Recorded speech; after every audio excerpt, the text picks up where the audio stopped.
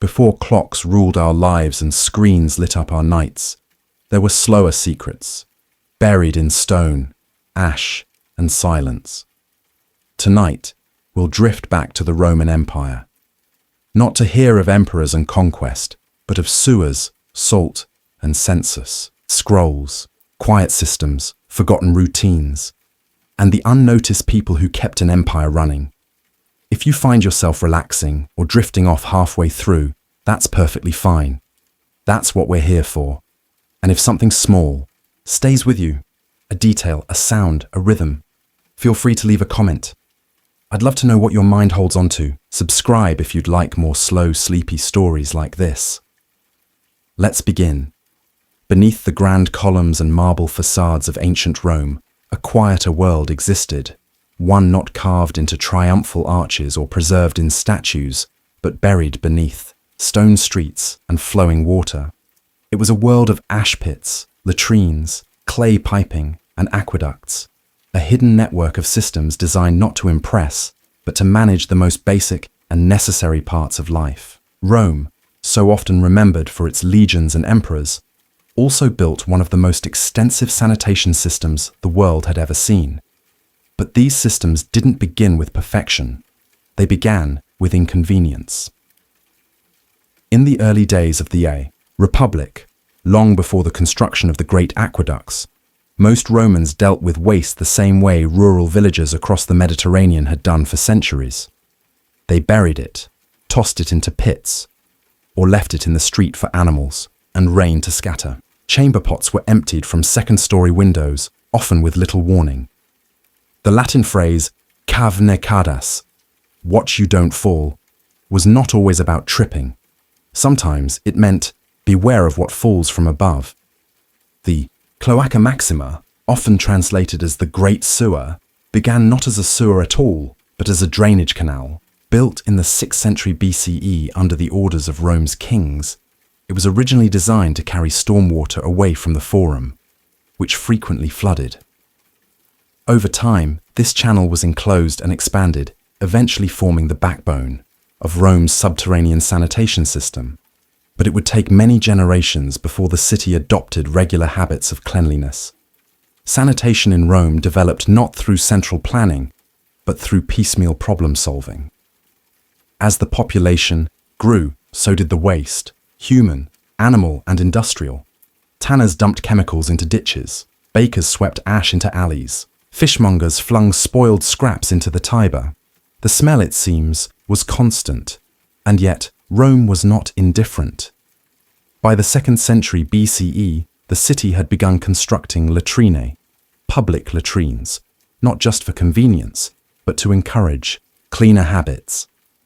These latrines were often positioned near bathhouses or markets, and built with long stone benches, each one featuring evenly spaced holes over a flowing channel of water. Users sat side by side, without partitions. Modesty was not the goal, function was. There were no personal rolls of toilet paper. Instead, a sponge on a stick, known as a tersorium, was shared, rinsed in a small stream of running water that flowed through the base of the latrine. Whether it was sanitary is a question for another age. For the Romans, it was simply the way things were done. Much of this infrastructure depended on water. Water to flush waste, water to rinse floors, water to cool down the thick summer heat. And so, the aqueducts became more than marvels of engineering. They became arteries of public health. Rome's aqueducts, 11 major ones at their height, carried fresh water from springs and rivers many miles away into the city. They supplied fountains, public baths, ornamental pools, and of course latrines. The flow was constant, regulated by gravity and subtle elevation changes. Engineers took great care not just to bring the water in, but to distribute it carefully across districts. But not all water was equal. Clean spring water was reserved for drinking and upper-class homes. Used water, often from baths or fountains, was diverted downward, repurposed to clean streets or flush waste. This layered use reflected not just efficiency, but hierarchy. Behind this elegant system were laborers, many of them enslaved or poorly paid freemen who maintained the sewers, unblocked pipes, and managed the steady flow of refuse. Known in some records as foricari, these workers navigated tunnels by torchlight, scraping deposits off stone walls, removing debris, and sometimes even recovering lost valuables dropped into the drains above. Rings, coins, and ornaments often found their way into the undercity. These workers are rarely named in history books. They left behind no biographies or treatises, but their efforts mattered. A clogged drain in one district could flood an entire market. A broken pipe could back up a public bathhouse, and a dry aqueduct, blocked or cracked by tree roots, could leave hundreds without clean water. Inscriptions found on maintenance stones reveal occasional repairs, restored under the supervision of Claudius Maximus, or work of the sewer guild in the consulship of so-and-so. Quiet markers of quiet labor, but while some parts of the sanitation system were public, others were entirely private. Wealthy Roman homes often had their own latrines and drainage systems, connecting discreetly into the larger sewer network. These were status symbols as much as they were conveniences. A private latrine with tiled floor and perfumed sponge water was as much a mark of taste as an atrium fresco or bronze sculpture. The poorest Romans, on the other hand, often had no latrines at all. Living in crowded insulae, multi-story apartment buildings, they relied on chamber pots and access to the occasional shared facility. Night soil, collected in buckets, might be dumped in the street or carried down to the Tiber. To manage this, Rome employed a system of street sweepers and waste collectors. One inscription mentions a curator cloacarum, or supervisor of the sewers, a civic official tasked with overseeing the function of this vital but invisible network. This division between public and private waste, between patrician convenience and plebeian necessity, reflected the broader structure of Roman society. Cleanliness, in many cases, was not just a matter of engineering, it was a matter of class. Still, the city functioned. The flows continued, the water moved. Waste was carried away, not perfectly, not always cleanly, but reliably enough that Rome, for a time, could support more than 1 million people within its walls. And all of it rested on the quiet cooperation between aqueduct and sewer, sponge and sponge water, ash and ash pit. But what happened when the system broke down? What did the city smell like when the water stopped flowing? When the water stopped, the city began to speak in different ways. Its silence changed. The flowing sound of fountains, so common that most never noticed them, gave way to the dull scrape of carts moving over waste-slicked stones. Bathhouses closed, markets grew sour more quickly, and the scent of smoke from home hearths no longer masked the rot gathering in corners. Aqueducts were marvels of engineering, but they were also vulnerable. A single cracked segment of channel, whether from erosion, tree roots, or intentional sabotage, could disrupt the flow for miles. When this happened, water inspectors, known as curatores aquarum, were dispatched to locate the problem and restore service. But repairs took time, and in the meantime, the absence of water revealed just how dependent Rome had become on movement. Public latrines backed up. Waste that once flushed smoothly into underground channels now sat and settled. Buckets had to be emptied by hand, if they were emptied at all. In a city of stone, smell travels far and lingers, and with that smell came disease. It's easy to imagine Roman sanitation as a static achievement, as a network built once and left to function. But the reality was more delicate. The systems were maintained constantly, not only by labourers in the sewers but by city planners who monitored water flow, by magistrates who assigned resources, and by an entire class of slaves and low-paid workers who swept streets, cleared drains, and monitored latrine conditions. Sometimes, the collapse wasn't technical, it was political. During times of war or civil unrest, funding for maintenance disappeared.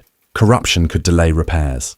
Inscriptions from later imperial periods include complaints about neglectful overseers and the stench of the market. A clean Rome was not always a guaranteed Rome. The Emperor Vespasian, who ruled in the late 1st century CE, famously imposed a tax on public urinals, which had been used mostly by the working poor. When his son Titus complained about the distastefulness of taxing urine, Vespasian held up a coin and asked whether it smelled. Pecunia non olet, he said. Money does not stink. The phrase stuck, but the urinals stayed taxed. These urinals, or philonike, weren't just sanitation fixtures. They were part of a broader economic network. Collected urine was used by laundries to clean and whiten tunics. The ammonia in urine broke down grease and dirt and was seen as an essential cleaning agent. Workers at the philoniki stood in large stone tubs, stomping clothes in diluted urine by foot, a task so odious and specific that poets occasionally used it as a punchline in satire. Thus, even human waste was part of Rome's economy. But this recycling had limits. The streets still needed sweeping, and when rainfall flooded the lower quarters of the city, the drains, even when clear, could not always keep up. Poorer neighborhoods on the Tiber's edge bore the brunt. There, residents often built footbridges of broken crates to cross filthy alleys, or simply trudged through with sandals tied above their ankles.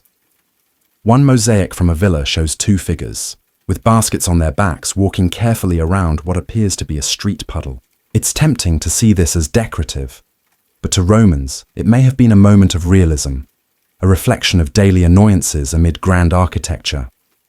Cleanliness, after all, was both an aspiration and a performance. The elite bathed daily in public bathhouses, which were not just places for hygiene, but for conversation, politics, and relaxation. Bathhouses were elaborate complexes with hot and cold rooms, steam chambers, massage spaces, and toilets. Their water circulated constantly, but their waste systems were closely tied to the city's drainage. A backed-up bathhouse could render an entire facility useless. Attendants, often enslaved, had to monitor pipes and manage the heat of the hypercausts. Engineers known as plumbari maintained the lead piping that carried water between chambers. And yes, Rome did use lead. The Latin word plumbum gave rise to the English plumbing. Concerns about lead poisoning existed in modern interpretation, but at the time its dangers were either unknown or tolerated for the sake of convenience. Rome's water culture was vast, but not perfect. Wealthier homes with private cisterns could store water during outages, but poorer homes went dry. Public fountains, lacus and salientes, had to be rationed. Those who maintained access to clean water had power, and water rights were sometimes bought, sold, or stolen. Illegal taps, or furtivae aquae, became common in crowded districts. Inspectors would trace illegal lines through walls or floors and fine the offending household. Sometimes, these inspections turned violent. All the while, the Cloaca Maxima continued its quiet work. Its tunnels, some large enough for a man to walk through upright, carried the city's runoff to the Tiber. But even it had limits. Sediment built up. Rats multiplied. Occasionally, sections collapsed and had to be rebuilt brick by brick. One account, attributed to the historian Livy, describes a sewer collapse near the Forum that temporarily flooded a lower marketplace. The smell, he notes dryly, was not improved by the presence of spoiled figs. Still, the system endured. Centuries later, when medieval Rome had shrunk and much of its infrastructure fell into disrepair, the Cloaca Maxima was one of the few Roman technologies still in use. It had outlived emperors, invasions, and the collapse of the Western Empire itself. What it lacked in beauty, it made up for in resilience. In modern Rome, parts of the ancient sewer still exist. Invisible, buried beneath pavement and parks, tourists walk above it without knowing. No monument marks its path, no statue honors its workers, but without it, the great city of marble and law and empire would have drowned in its own waste. Even the most glorious civilization depends, in the end, on where the waste goes. But why did Rome invest so heavily in these systems when so many others did not? The question of why Rome, among all ancient civilizations, invested so heavily in sanitation has puzzled historians for generations. After all, many ancient cities, from Athens to Babylon, had populations, commerce, and public institutions. Yet few built sewers with such ambition.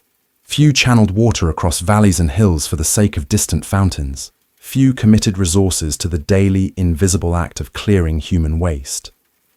The answer, as with much of Roman policy, lies not just in cleanliness, but in control. Rome's sanitation infrastructure was a reflection of its values: order, permanence, hierarchy, and the management of public life. A clean street was not merely pleasant. It was a sign that the city was functioning, that citizens could move freely, that markets could operate, that authority was intact. In a society obsessed with structure, even waste was structured. Roman political philosophy often emphasized the role of the res publica, the public thing, the shared space. Aqueducts and sewers were not private investments. They were civic infrastructure, maintained by magistrates, funded by taxes, and publicly recorded. Inscribed stones listed the names of men who oversaw repairs, allocated funds, or supervised cleaning crews. It was not only a technical duty, but a moral one. The poet Juvenal once mocked Roman elites who prided themselves on lavish feasts, but neglected their obligations to the street outside. Bread and circuses, he wrote, was what the people wanted, but water and drainage were what they needed. The water commissioner, curator aquarum, was a high-ranking position, often held by senators. To be responsible for the city's water was to hold a key of power. One could allocate flow, approve new connections, or withhold supply as needed. Even Augustus, the first emperor, made public cleanliness part of his program of reform. He restored aqueducts, expanded fountains, and created new positions to oversee sewer maintenance. This was not altruism, it was administration. But even as the city controlled its infrastructure, daily life remained full of small negotiations. In poorer districts, residents might pool coins to pay a sweeper. Shopkeepers rinsed their stoops each morning. Water carriers, called aquarii, moved through streets with yokes and buckets, selling fresh water door to door for those without access to fountains. Some families maintained rooftop cisterns, others relied on neighbors. Women often fetched water early in the morning before the streets grew crowded. The sound of wooden buckets clanging on stone basins marked the start of many Roman days. It was labor, but it was shared. The connection between water and cleanliness also shaped Roman health. Physicians of the time understood disease not in terms of germs, but in terms of balance, of humors, of air, of lifestyle. Clean water was believed to promote better digestion, fewer fevers, and calmer temperaments. Foul smells, meanwhile, were seen as corrupting. Miasma, or bad air, could make the body sick. Thus, a functioning sewer was not just practical, it was protective. An unblocked drain meant fewer complaints to the magistrate. A well-swept street meant better business. A clean latrine meant fewer curses muttered under breath. In this way, sanitation was both infrastructure and ritual, and it extended even to death. Romans placed great importance on the disposal of bodies. Cremation was common in earlier centuries, followed later by inhumation. But even during cremation, ashes were often placed in sealed urns and stored in family tombs along the Viae, the roads leading out of the city. Burial within the city limits was illegal for much of Rome's history, largely to protect both religious purity and sanitation. The dead were to rest outside the walls. The living, inside, required clear passage. Yet over time, as the city aged and grew, its infrastructure was tested. Older pipes cracked, maintenance lagged. As Roman power declined in the west, so too did its sewers. Aqueducts were damaged in sieges or neglected during transitions of power. Invasions disrupted food and water supplies. and with the loss of central administration, sanitation became a local issue, sometimes solved, often not. By the 5th century CE, parts of Rome's once great system fell silent. Yet what is remarkable is not that it failed, but that it had worked for so long, that a city of such scale, with such uneven topography, could for centuries maintain water, flow across districts, regulate its waste, and keep its streets passable. And even when the system declined, its traces endured. In later centuries, Christian monasteries repurposed Roman baths as washing stations. Medieval builders reused aqueduct stones. Some underground channels remained in use through the Renaissance, patched and rerouted but never entirely forgotten. Today, in modern Rome, archaeologists study the remains of latrines, fountains, and sewer grates. They analyze residue in pipes, trace mineral deposits, and reconstruct water flow using 3D models. These reconstructions do not only map stone, they map rhythm. Because sanitation, in the end, is not about perfection. It is about persistence. Hans Keller, the quiet Renaissance clockmaker we met in another story, would have appreciated this idea. A sewer is not glorious. It does not shine. It breaks, it leaks, it smells, and yet it moves, forward constantly, often unseen. So too with clocks, so too with time. The people who built Rome's sanitation were not remembered by name, but they left behind a system that, for a while, helped one of the world's largest cities breathe. And that, in itself, is something to notice. Next time, you hear a drain gurgle, or a faucet hiss, or a street cleaner sweep past in the early morning, you might think of Rome. Not the Rome of marble steps and imperial banners, but the Rome of ash, of water, and of the patience it takes to keep waste moving. When most people think of Roman soldiers, they imagine clashing swords, glinting helmets, and the rhythmic march of hobnailed boots echoing across cobblestone roads. But beneath the iron discipline of the legions, behind the victories inscribed on triumphal arches, was another rhythm, quieter, but no less crucial. It was the shuffle of papyrus scrolls, the scratch of a stylus on wax, the patient ink of a clerk's hand, because Roman soldiers, like all workers in a complex empire, needed to be paid, and that meant paperwork. Each Roman legionary, from the lowliest foot soldier to the highest-ranking centurion, was part of a meticulously managed payroll system. Their service was measured in years and recorded in military payrolls called libri castrorum. These documents tracked enlistment, rank, postings, deductions, and discharge benefits, and they were overseen by a class of officials as indispensable to the army as swords and sandals, the actuari, military record keepers. The Roman army, at its height, comprised hundreds of thousands of men spread across provinces as far apart as Britannia and Syria. Each legion had its own headquarters, or principia, where records were stored. These included not just payroll, but equipment inventories, disciplinary actions, and even personal details like place of birth or next of kin. Soldiers were typically paid 3 times per year, not in neat monthly installments, but in large lump sums. This was partly due to the logistics of transport.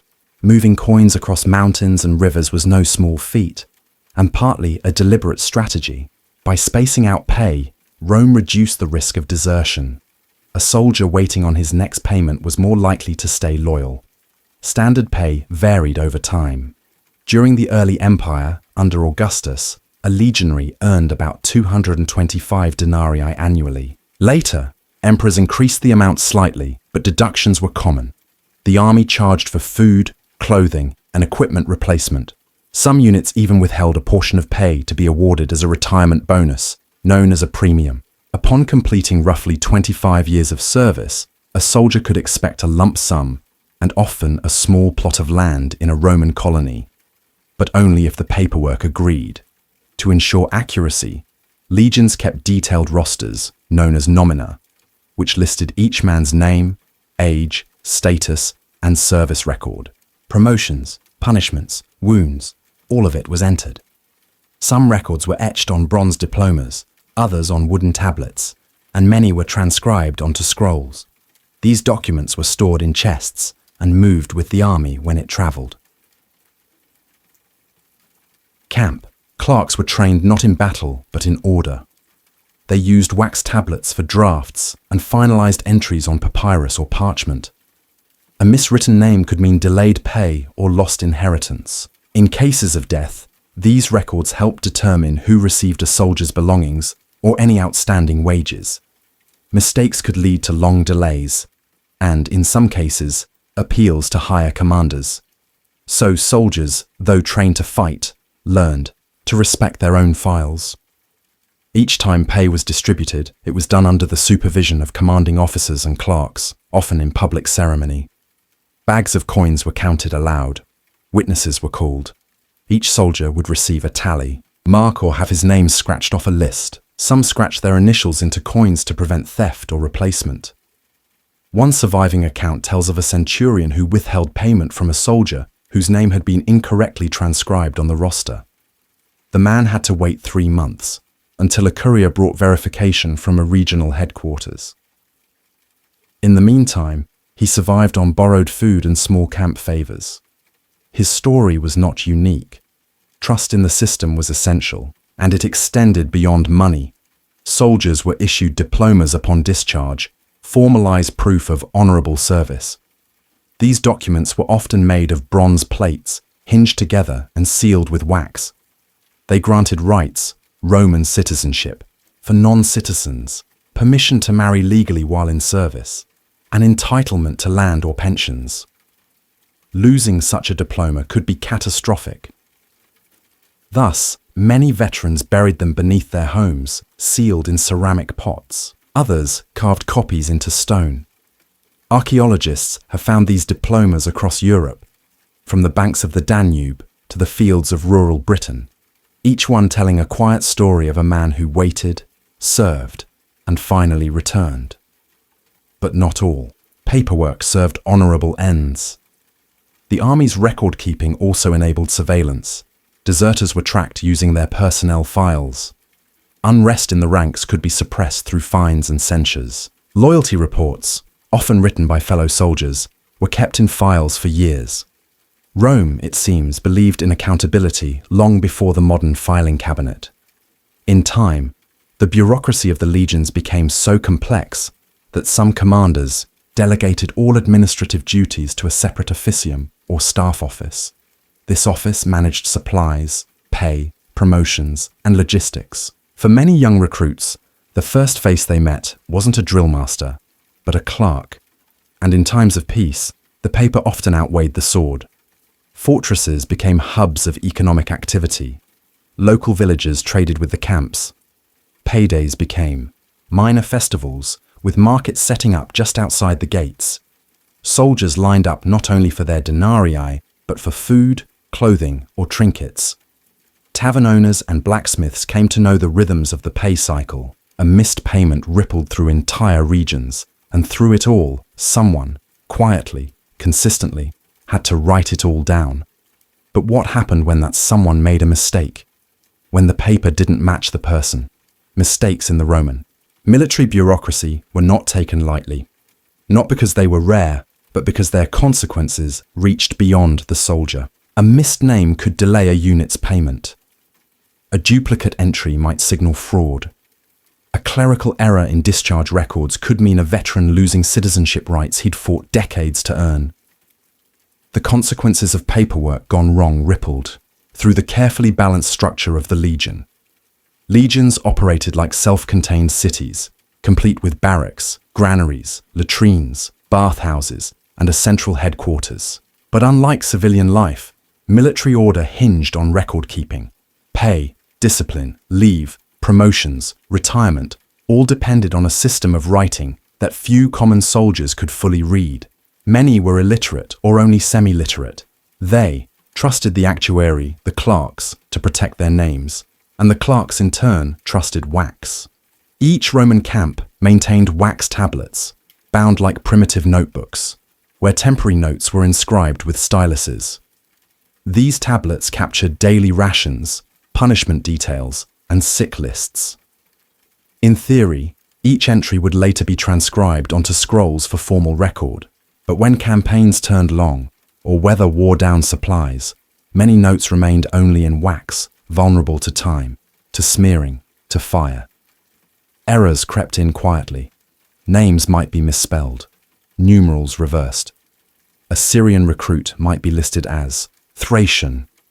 A centurion's title abbreviated in a way another clerk did not understand. When these inconsistencies appeared in central reviews, often months or years later, the burden fell not on the system, but on the soldier.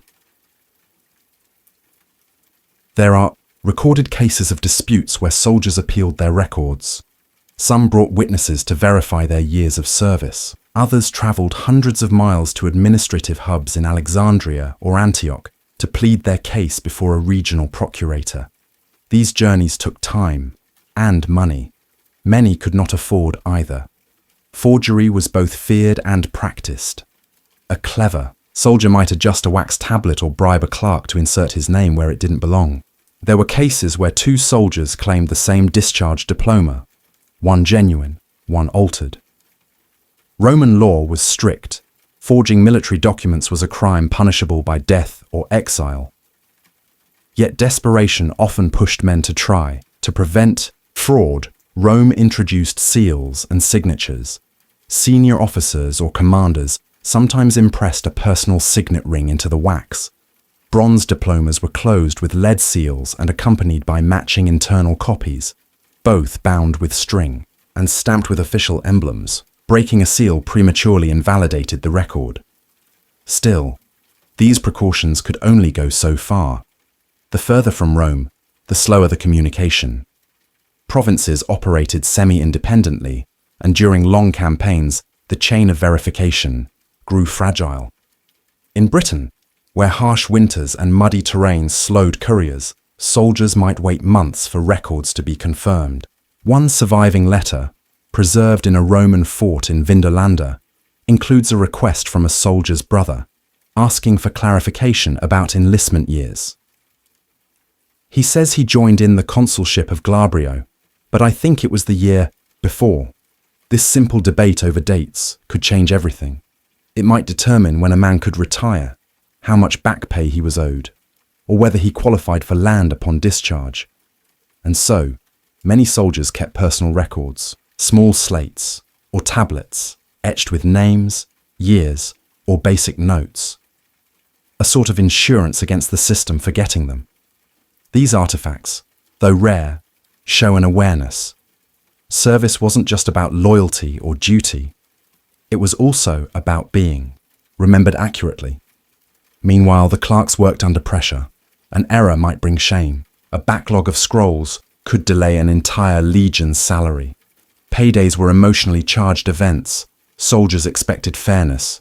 Jealousies ran high if one unit received a bonus while another did not. Mutinies in the Roman army sometimes began, not with battlefield losses, but with unpaid wages. In 14 CE, shortly after Augustus's death, several legions stationed in Pannonia and Germania revolted, not against the new emperor Tiberius, but in protest of their service conditions. Among their complaints were excessive years of enlistment and delayed pay. Some even demanded immediate discharge and full retirement compensation. The situation became so tense that Tiberius's son Drusus had to personally intervene. It was a reminder to the empire: pay the army or risk losing it. Rome responded by reforming pay scales and retirement benefits. New soldiers were issued more formal records. The emperor's name appeared on diplomas to symbolize imperial guarantee. Bonuses, known as donativa, were distributed at key moments, not always out of generosity, but as political strategy. Yet, even with reforms, the system remained deeply human. Clerks grew tired, scribes fell ill, paperwork fell behind during campaigns. In one recorded case, a centurion was promoted 3 months before his name officially changed in the payroll.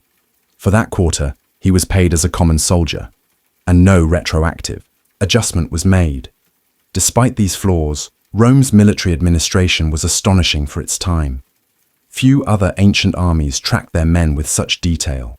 The use of written records, standard forms, and verification procedures gave the legions an organizational edge, and it created a peculiar class of soldier, the literate fighter, the man who marched with a sword in one hand and a tablet in the other.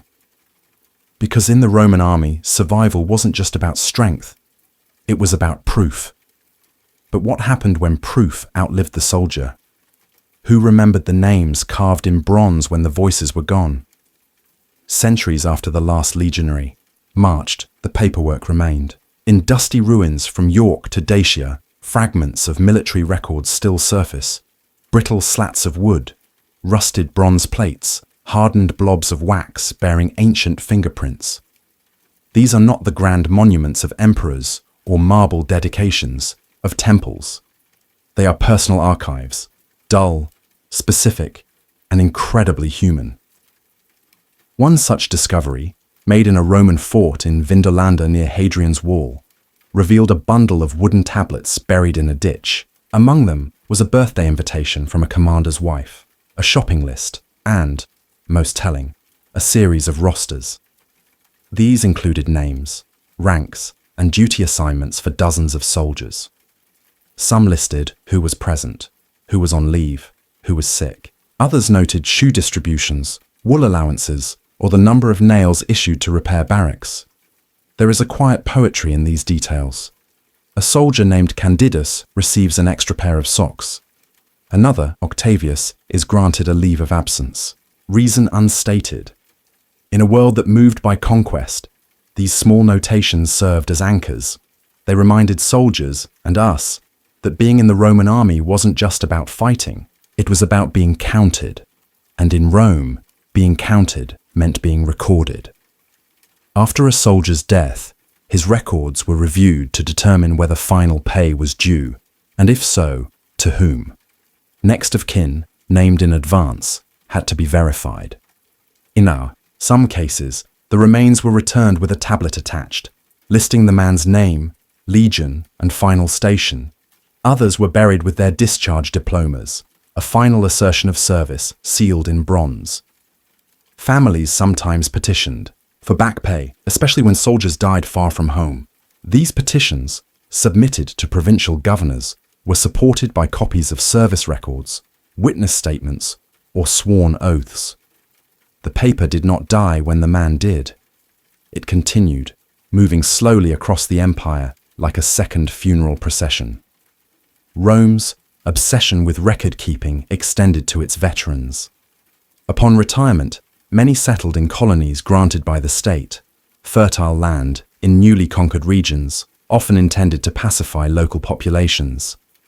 These settlements were not accidental. A retired legionary, still loyal to Rome and recorded in its books, acted as both citizen and informal enforcer. Veterans carried with them their diplomas, carefully stored, sometimes displayed in the home. For illiterate neighbors, the diploma was proof of authority, a visible document declaring this man served. And while the metal degraded over centuries, many of these plates survived. Some, when found today, still bear the names of emperors.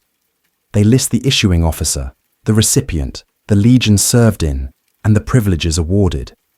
The Latin is dry, formulaic, but behind it is a lifetime. Inscriptions etched in tombstones also echo the bureaucracy. A typical epitaph might read, "Here lies Gaius Vibius Primus, veteran of Legion 14 Gemina, served 26 years, honorably discharged, citizen of Rome. May the earth rest lightly upon him."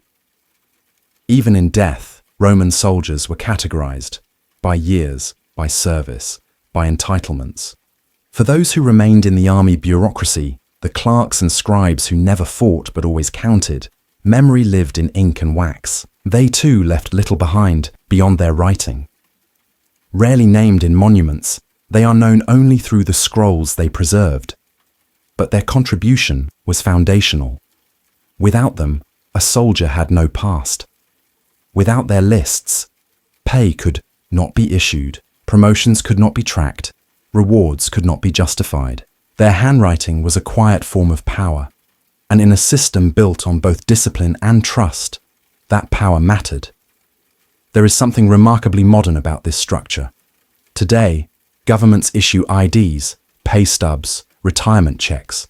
Armies e-log movements, manage benefits, and record casualties. We don't often think of the parallels, but Rome laid the groundwork. The legion, as much as the forum or the aqueduct, was an invention of administration. And yet, the paper trail had its limits. During times of civil war or chaotic transition, the year of the 4 emperors, for instance, whole regions of the empire fell into bureaucratic silence. Scrolls were burned, records lost, diplomas delayed. Soldiers found themselves without proof of service or owed back pay from dead emperors. In these moments, the sword temporarily outweighed the scroll. But eventually, even after coups or collapses, the paperwork resumed, because the army had to eat, and those who fed it needed lists. So the clerks returned. They rewrote rosters, updated roles, and resumed the long tradition of keeping time through ink. By the later imperial period, the army's administration had grown vast. Fortresses featured dedicated offices for archives. Central repositories were maintained in Rome and regional capitals. New soldiers had to swear oaths not only to the emperor, but to the accuracy of their records. Efficiency began to fade. Bureaucracy expanded. And with it, the patience of the men it served began to wane. But the bones of the system endured. Even now, in museums and archives across the world, fragments of those ledgers survive. Lists of names, boxes of numbers, partial logs, and damaged seals. Not thrilling, perhaps, but quietly astonishing, because they remind us that the empire was not held together only by legions, but by the memory of legions, by the persistent desire to know who had marched, who had paid, and who had earned the right to stop marching. In the end, that may be the most Roman legacy of all, to be remembered in a list, to have your name outlive your voice. In the world of the Roman legions, war was not only waged with swords and shields, but with salted pork, dried wheat, and carefully measured olive oil. Beneath every military campaign, beneath the clatter of marching boots and the clash of spears, lay a quieter machinery, the machinery of food. Because before a legion could conquer a province, it had to eat its way to it. Rome's ability to project power across continents depended not only on discipline or engineering, but on its capacity to feed men, regularly, predictably, and for years at a time. In an age without refrigeration, canned goods, or modern preservatives, this was a challenge not of science, but of logistics, and the Roman army became a master of it. A typical Roman legion might number around 5,000 soldiers, supported by hundreds of auxiliary troops, engineers, slaves, and camp followers. Each day, every man required about 1 to 1.5 kilograms of food, mostly grain. Multiply that by the number of mouths and days, and you begin to see the scale. Food had to be transported, stored, and distributed across wild terrain, foreign provinces, and hostile territory. At the heart of it all was grain, particularly wheat triticum, which formed the backbone of the Roman military diet. It was issued raw, usually every 8 to 15 days, and soldiers were expected to grind it themselves using small hand mills. The resulting flour could be made into flatbreads, coarse porridge, or a dense dough called buccellatum, hard, dry, and long-lasting. It wasn't pleasant, but it kept. Salt, meanwhile, preserved meat, flavored porridge, and prevented spoilage. It was so essential that it became part of the military economy. The Latin word salarium, a soldier's allowance for buying salt, is the root of the modern word salary. Meat was rationed sparingly. Salted pork, dried bacon, petasso, and smoked fish might be issued on occasion, often supplemented by foraging. Cattle and sheep, when driven with the army, were slaughtered during major stops and distributed carefully. But preservation was key. Fresh meat was a luxury and a liability, prone to spoilage, heavy to transport, and difficult to divide fairly. Olive oil and vinegar, stored in clay amphorae, were issued in small quantities, often mixed with water to improve flavor or reduce illness. Vinegar water, called posca, was a staple drink. It was cheap, mildly antiseptic, and endured well in heat. Roman soldiers drank it daily, both to hydrate and to maintain digestion. Wine was distributed irregularly. Some commanders permitted it generously. Others restricted it to celebrations or off-duty hours. In the east, where vineyards were plentiful, it might appear more often. In harsher climates, beer-like brews were substituted or simply left out. Vegetables and fruits were largely local. On campaign, soldiers foraged for onions, garlic, apples, berries, and nuts. In garrison forts, gardens were maintained by soldiers or slaves. Lentils, chickpeas, and broad beans provided protein. These were often boiled into thick stews or eaten cold in vinegar. Rations were not equal. Centurions and officers received larger portions, sometimes prepared separately by personal servants. Their meals were more varied, with better cuts of meat, imported spices, and fruit preserved in honey. But even the highest-ranking commanders often ate alongside their men during marches. The principle of shared burden, militaris aequitas, encouraged morale and discipline. Food was measured in calories and weight, but also in message. To be fed regularly by Rome was to be part of Rome. It was part of the unspoken contract between empire and soldier. Serve, and you will not go hungry. Fail, and you will find yourself cut off. Distribution happened through granaries, horea, stone or timber structures built on raised platforms with ventilated floors to keep grain dry. These were managed by frumentarii, a class of supply officials responsible for issuing grain and tracking inventory. Miscounts were punishable. Theft, especially in times of scarcity, could be treated as treason. Food moved along Roman roads in carts drawn by oxen or mules. Convoys could stretch for miles, protected by guards, and sometimes accompanied by scribes. River transport was faster and favored when possible, but riskier in poor weather. Sea transport was seasonal and often supplemented grain from Africa or Sicily, Rome's breadbaskets. The empire's ability to move food across such distances became a kind of soft power. Conquered provinces were often kept in line by a steady supply of Roman grain, cheaper, more reliable, and more regular than local sources. Towns near forts grew into market centers, selling goods to soldiers who now earned pay and spent it close to their camp. At the edge of every battlefield, there were campfires and clay bowls, men chewing coarse bread, sipping vinegar water, sharing dates from ration bags. These meals were seldom luxurious, but they were vital, and they were timed. Daily life in camp was marked by routines, and food formed its anchors. Morning grain, midday stew, evening bread. Each portion was weighed, each unit called to collect. In turn, soldiers who complained risked punishment.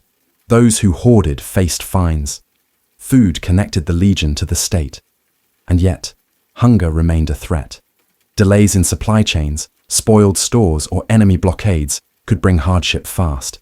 Stories survive of soldiers boiling leather or eating barley reserved for horses. In colder provinces, troops trapped by snow survived on stored pork fat and dry beans.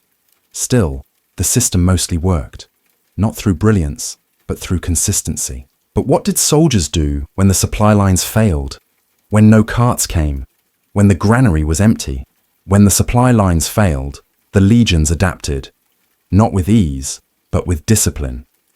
A Roman army cut off from its provisions did not collapse immediately.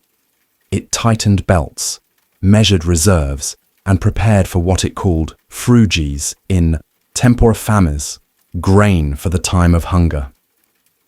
That phrase, found in surviving manuals and records, represented a deeper truth of Roman military culture.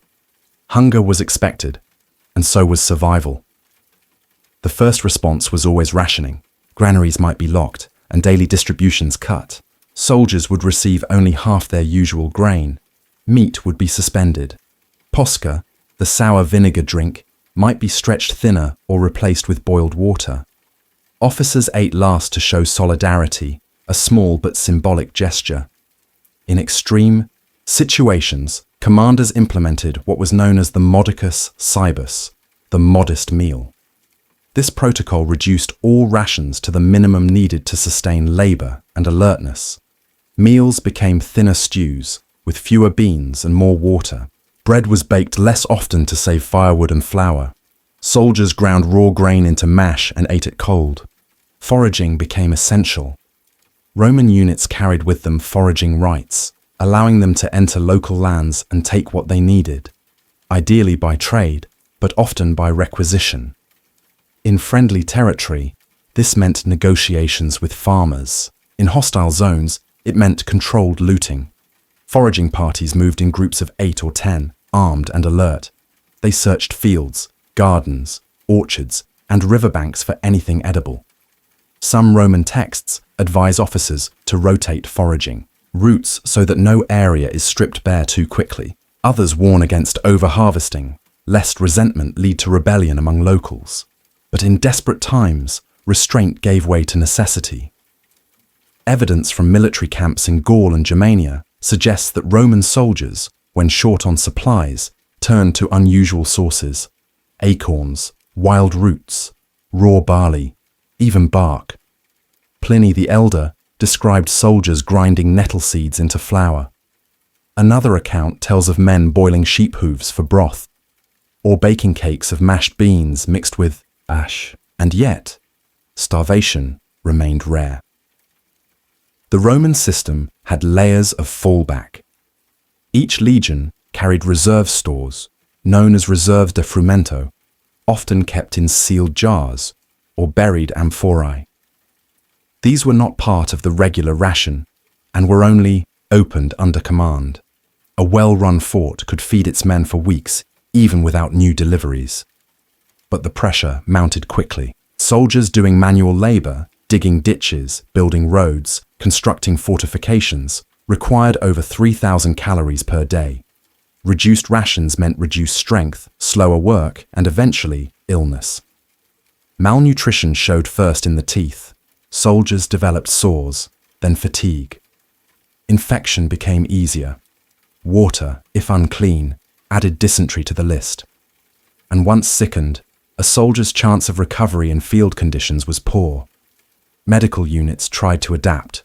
Fort hospitals, valetudinaria, included broth recipes, herbal tonics, and poultices. But without food, there was only so much a poultice could do, so the commanders got creative. In some cases, nearby towns were asked, or ordered, to provide food in exchange for protection. Taxes were converted from coin to goods. Farmers who delivered wheat might receive Roman tools or silver coins in return. In extreme cases, the army issued temporary chits, tokens that promised payment later. These were risky. If the army lost or moved on, repayment never came. Still, the legions had one advantage over many ancient armies. They moved.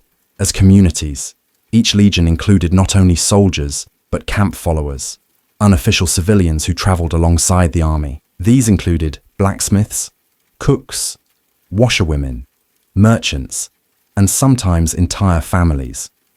Many of these followers cooked meals, gathered fuel, or traded food to soldiers in exchange for favors or protection.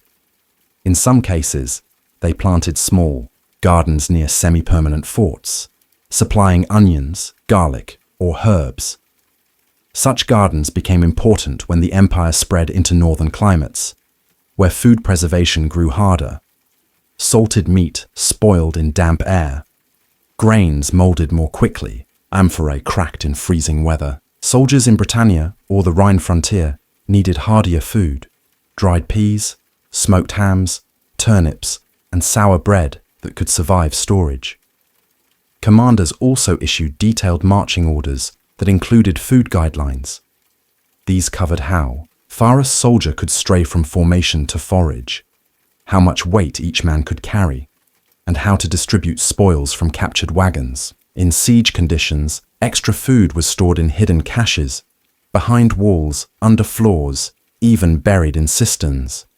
And during long campaigns, Rome used a system of supply depots, spaced roughly a day's march apart, stocked with surplus grain and oil. These depots, or stations, were often near rivers or roads. A soldier might march 12 miles, receive a fresh loaf and handful of dates, then move on. It wasn't elegant, but it worked. Rome's attention to food was also ideological.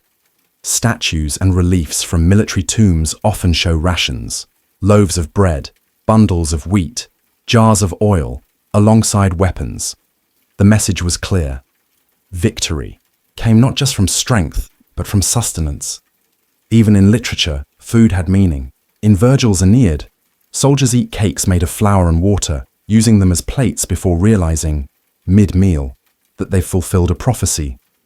In historical accounts, generals judged their men not just by courage, but by how they withstood hunger. It was said that a good legionary could go a week on half rations, sleep on a stone, and still dig a trench at dawn. But not every soldier endured quietly. Complaints were recorded, especially in garrison towns where local food. Prices rose as soldiers competed with civilians. Merchants hoarded, and bakers bribed officials to get better grain. Some towns rioted when soldiers bought everything before dawn. The army responded by issuing price edicts, capping the cost of bread and salt. Enforcing these rules, however, was another matter. Food, in the Roman military, was never just about feeding. It was about fairness. It was about order. It was about survival. But what happened after the hunger ended? When the carts returned and the pots refilled, did the men forget? When the carts finally arrived, their oxen worn, their wheels groaning with the weight of amphorae and sacks, the camp came alive again. There were no trumpets, no ceremonies, just the quiet thump of grain poured into bins, the sharp scent of vinegar barrels pried open, the clatter of iron pots as they were filled again. Hunger had ended, at least for now. And in the moments that followed, there was not celebration, but routine. Because for the Roman soldier, eating well again meant returning to the rhythms that defined the legion. Measured portions, assigned collection times, food logs written in chalk or charcoal, and the muted satisfaction of chewing coarse bread under a wide, watchful sky. The army's survival had depended on this rhythm, not just once, but many times over, during Caesar's campaigns in Gaul, during the long marches across Dacia, during the winter forts of Germania, and the desert patrols of Syria. The pattern held: scarcity, adjustment, endurance, resupply, and restoration, in that order. Every time. And with each cycle, the memory of hunger left a subtle mark. Veterans, once discharged, often continued the habits they learned in service. Archaeological digs in Roman veteran colonies reveal carefully constructed pantries, store jars, aligned by size, even amphorae reused to hold grains or vinegar. One site in modern-day Tunisia unearthed a kitchen where a bronze ration scale had been preserved, its arms still balanced, unused perhaps, but not discarded. In their homes, these men mimicked the order of the camps. They rationed out dried fruit. They measured salt. Some even built personal granaries behind their dwellings. And on grave markers, food remained present. Inscriptions asked passers-by to pour oil or wine for the dead, not as a gesture of wealth, but of provision. To be fed was to be remembered. Meanwhile, within the still functioning army, the experiences of hunger often influenced how soldiers treated one another. Commanders who shared their rations during hardship earned loyalty. Quartermasters who cheated during shortage were despised, long after. Jokes were told about stones in the porridge, and songs were sung about the first bite of meat after a siege. None were written down, but their spirit survives in the records. Food, like so many things in the Roman world, became a story told not in words, but in routines. The location of granaries tells part of the story. Always elevated, often guarded, and sometimes even fireproofed with tiles or plaster. They were physical expressions of Roman anxiety about loss. Some forts even had duplicate storage rooms in separate courtyards, ensuring that if one granary was compromised by fire, collapse, or theft, another remained.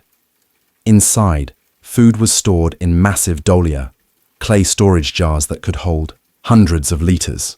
These were partially buried to stabilize temperature and protect contents. Soldiers marked the jars with initials, dates, or weight. Inscriptions like M. Trit. 12 measures of wheat appear frequently. A well-fed legion could march, build, patrol, and fight. A hungry one could do little but wait. Roman philosophers occasionally commented on this. Seneca once noted that the mind suffers when the body is empty. It was a simple truth, but a profound one for an empire whose borders stretched far beyond the reach of its fields. Rome could not grow wheat in the Alps. It could not raise olives in Britannia. So it moved food over land, sea, and time. And it tried to track everything. Army ledgers included detailed accounting tables for rations received and issued. Errors were flagged. Discrepancies investigated. A lost shipment was not just a logistical failure, but a potential political crisis. Soldiers without bread grew restless. And restlessness, as Rome well knew, could become revolt. But the system persisted, imperfect, but functioning. At the core of its success was a belief not in perfection, but in resilience. Roman logistics did not prevent hunger. They responded to it. They planned not only for good days, but for failures. They buried extra jars. They trained soldiers to grind wheat and boil vinegar. They taught patience, not luxury. And in that patience, the empire endured. Even in decline, food remained central. As Western Rome weakened in the 4th and 5th centuries CE, its supply chains grew more fragile. Grain ships from Africa became targets for pirates. Local governors hoarded reserves. Some legions grew dependent on regional lords or barbarian allies for food, a shift that mirrored the slow loss of centralized power, yet the habits continued. In Constantinople, centuries later, the Eastern Roman army still measured out rations in ancient units: modius for grain, sextarius for oil. Clerks copied ledgers. Quartermasters counted amphorae. The empire changed, but the structure remained. And, today, in the archaeological layers of Roman camps and forts, it is not weapons that most often survive. It is food waste, burnt wheat kernels, cracked amphorae, animal bones with butcher marks, seed pods from legumes boiled long ago. These remains are humble, easily overlooked, but they tell us what mattered most to the people who built the Roman world. Not the banners they marched behind, or the generals they obeyed, but the meals that kept them standing, the salted meat that made a difference on the 6th day of hunger, the barley porridge shared without comment, the faint clink of a ration scale before dawn. In the end, the Roman military diet wasn't about taste. It was about continuity. It was about surviving long enough to march again, and about believing that the next cart, the next sack of grain, the next pot of stew would always come. Because in the Roman world, even empires were fed one meal at a time. In the vast machinery of the Roman Empire, few rituals were as quietly powerful or as quietly feared as the census. Every 5 years, across provinces, towns, and distant farms, citizens and non-citizens alike were summoned to declare themselves, their names, their families, their wealth, their land, and their obligations to the state. It was not just about numbers. It was about knowing who belonged and who didn't. Rome did not invent the census, but it refined it into an administrative art form. Originating in the early Republic, the census, censere, meaning to assess or to judge, was designed not only to count people, but to classify them. To Rome, you were not merely a head to be tallied. You were a body with property, a family with dependents, and a citizen, or not, whose identity affected taxation, military service, and political voice.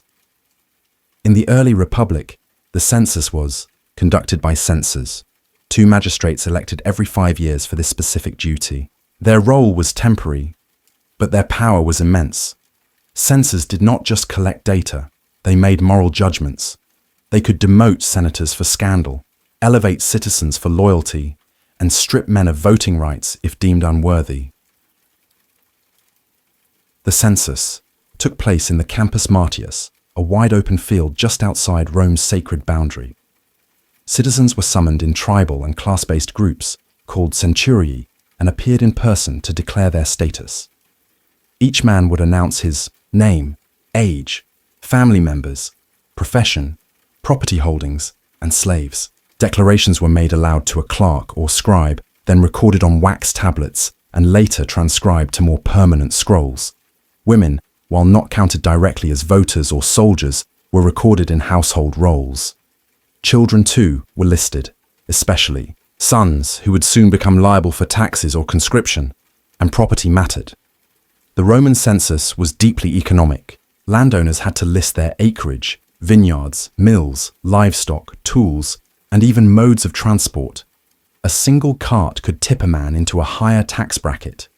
Some citizens underreported their wealth, hoping to reduce tax obligations or avoid military service. Others exaggerated, seeking prestige or entry into higher social orders. To discourage dishonesty, declarations were made under oath.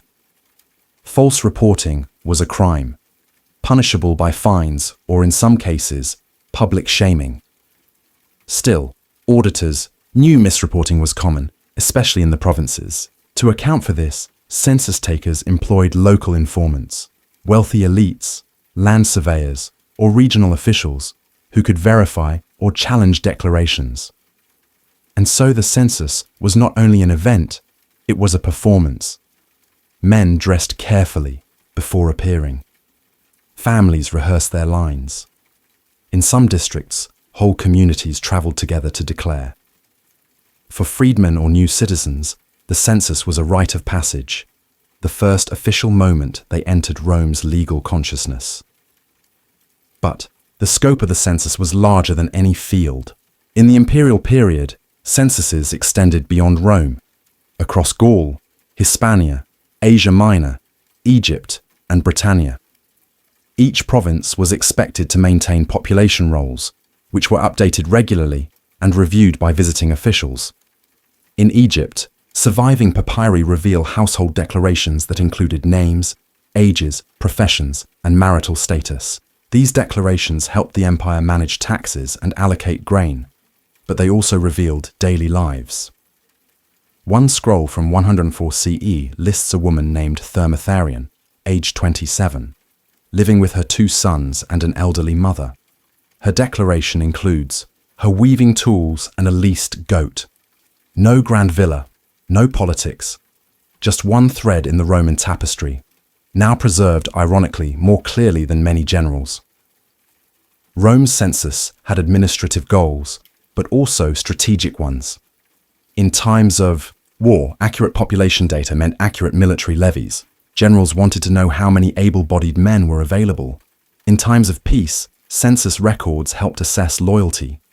Areas with irregular declarations, sudden depopulation, or evasive households raised concerns. Were they hiding something? Planning revolt? Avoiding taxes? And the data flowed upward. Provincial rolls were compiled, summarized, and transmitted to Rome's central archives, a vast, scroll-filled bureaucracy housed in buildings like the tabularium.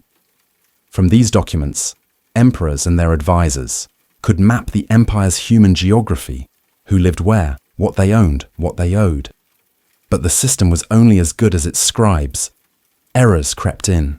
Names were misspelled, ages rounded, children unlisted, land boundaries blurred, and once transcribed onto permanent scrolls, corrections were difficult. Some scribes added marginal notes, claim disputed, wealth revised, moved to other district. These fragments hint at a system both ambitious and fallible. Still, the census persisted. It shaped laws, budgets, military recruitment, and public services. Cities received funding based on reported populations. Roads were built where population, density, justified them. Temples received grain allocations based on census estimates. Even water rights in arid provinces were managed through population data, and the citizens remembered. A man might mark his years by the census cycle. My son was born the year of the census of Flaccus and Piso. We planted the vineyard between the two censuses. Even poets mentioned it. Horace once joked that he avoided being counted so he could avoid being conscripted. But for the poor, the census was more than routine. It was exposure. Being counted meant being seen by the state, and for some, that visibility was costly. Taxes were assessed, obligations recorded, and exemptions, once lost, were hard to reclaim. So why did the people comply? Why did farmers, merchants, craftsmen, even those in far corners of the empire, line up to declare their lives? Was it fear, habit, loyalty, or something more subtle, an unspoken understanding that to be counted was to be acknowledged, and that being seen, even imperfectly, was better than being forgotten? The act of being counted by the Roman state was not merely statistical, it was psychological. For the average citizen, the census meant stepping into view. It meant stating one's worth aloud, aligning with the system, and hoping that the system, in turn, would be fair. And for the empire itself, counting people was the first step in controlling them. As Rome expanded, the mechanics of census-taking evolved. The traditional 5-year cycle proved difficult to maintain across far-flung provinces, so new models emerged. In Egypt, for example, the census was conducted every 14 years under imperial order. This cycle, called the epigrapha, survived in thousands of papyrus fragments, more than from any other Roman administrative practice. These Egyptian declarations were especially detailed. Residents listed every member of their household, their age, their occupation, and sometimes even their ethnic or social status: Greek, Egyptian, Roman citizen, freedman.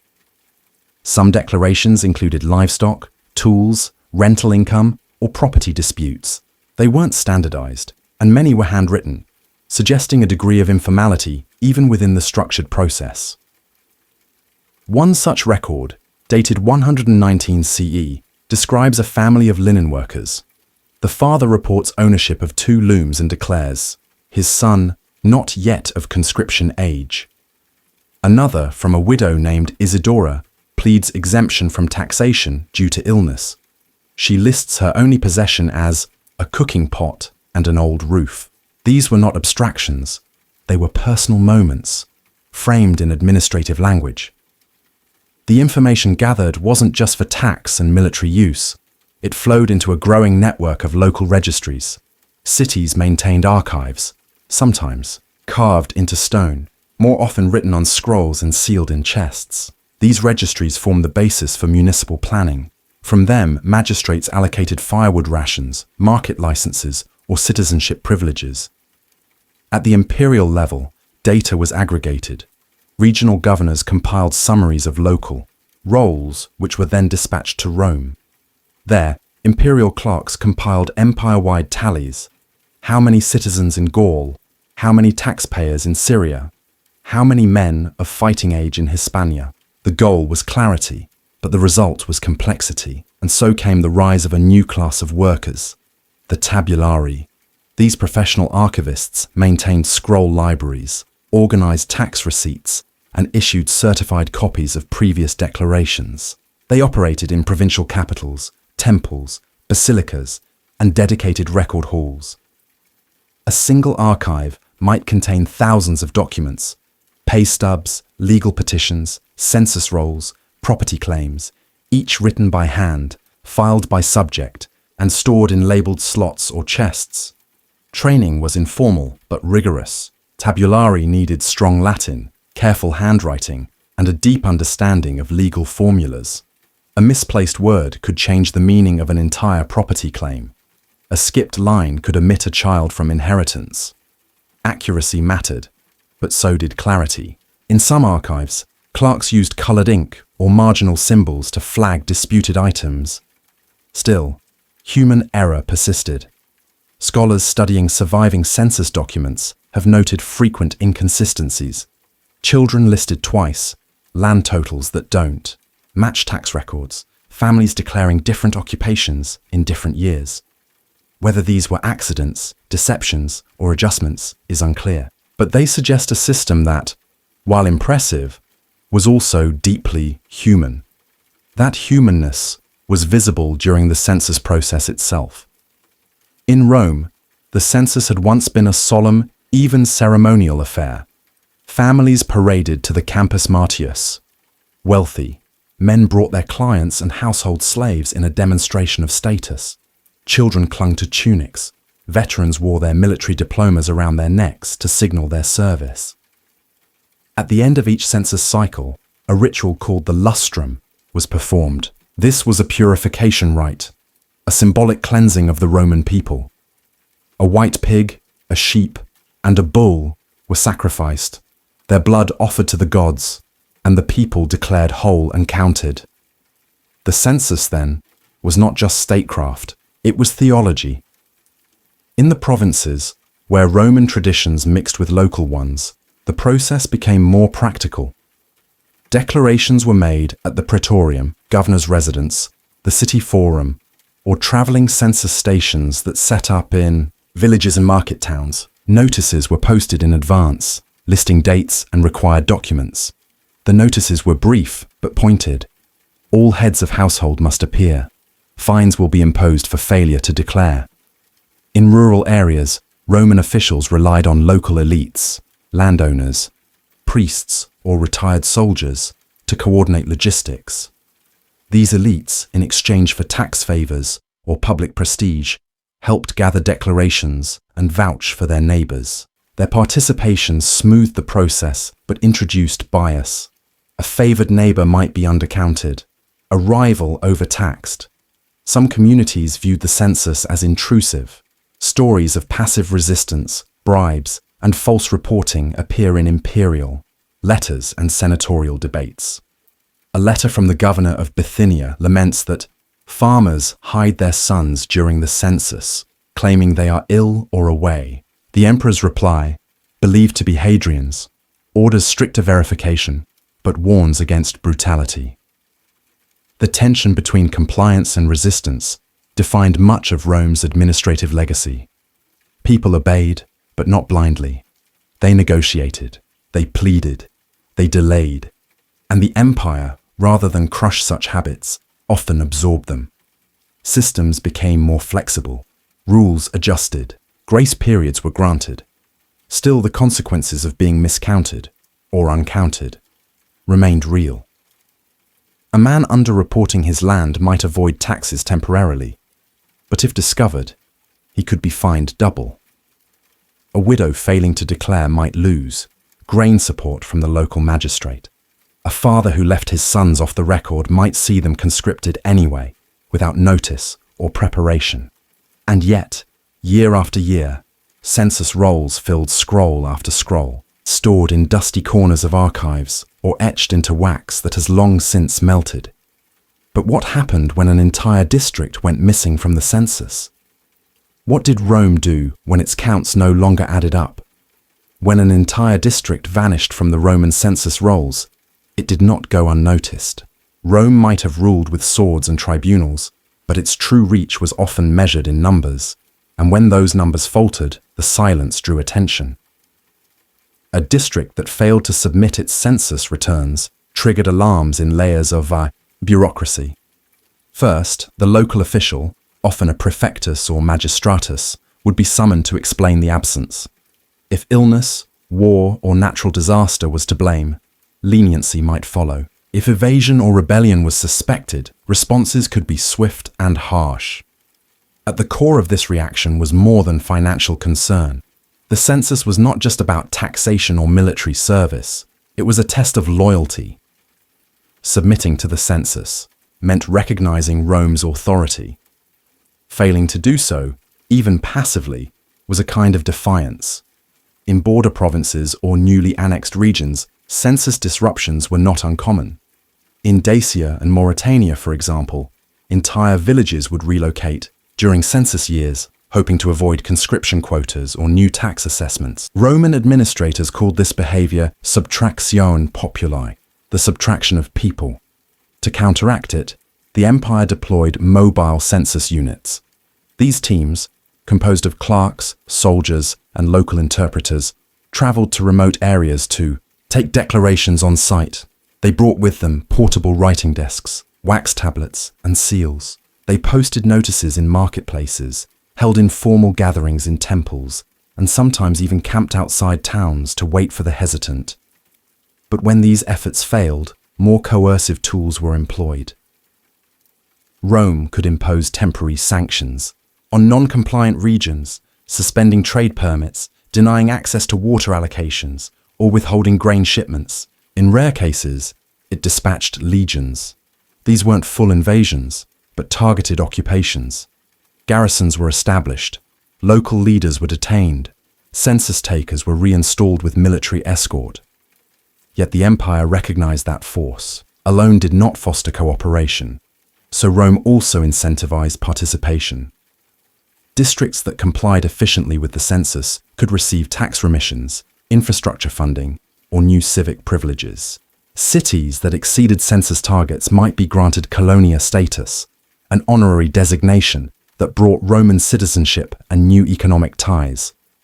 Inscriptions found in Hispania and Asia Minor record dedications from towns thanking the emperor for recognition in the rolls and promotion to the civic crown. Over time, compliance became cultural.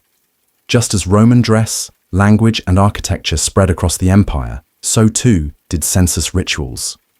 Local traditions merged with Roman methods. In Gaul, for example, the Roman census blended with Celtic, tribal declarations.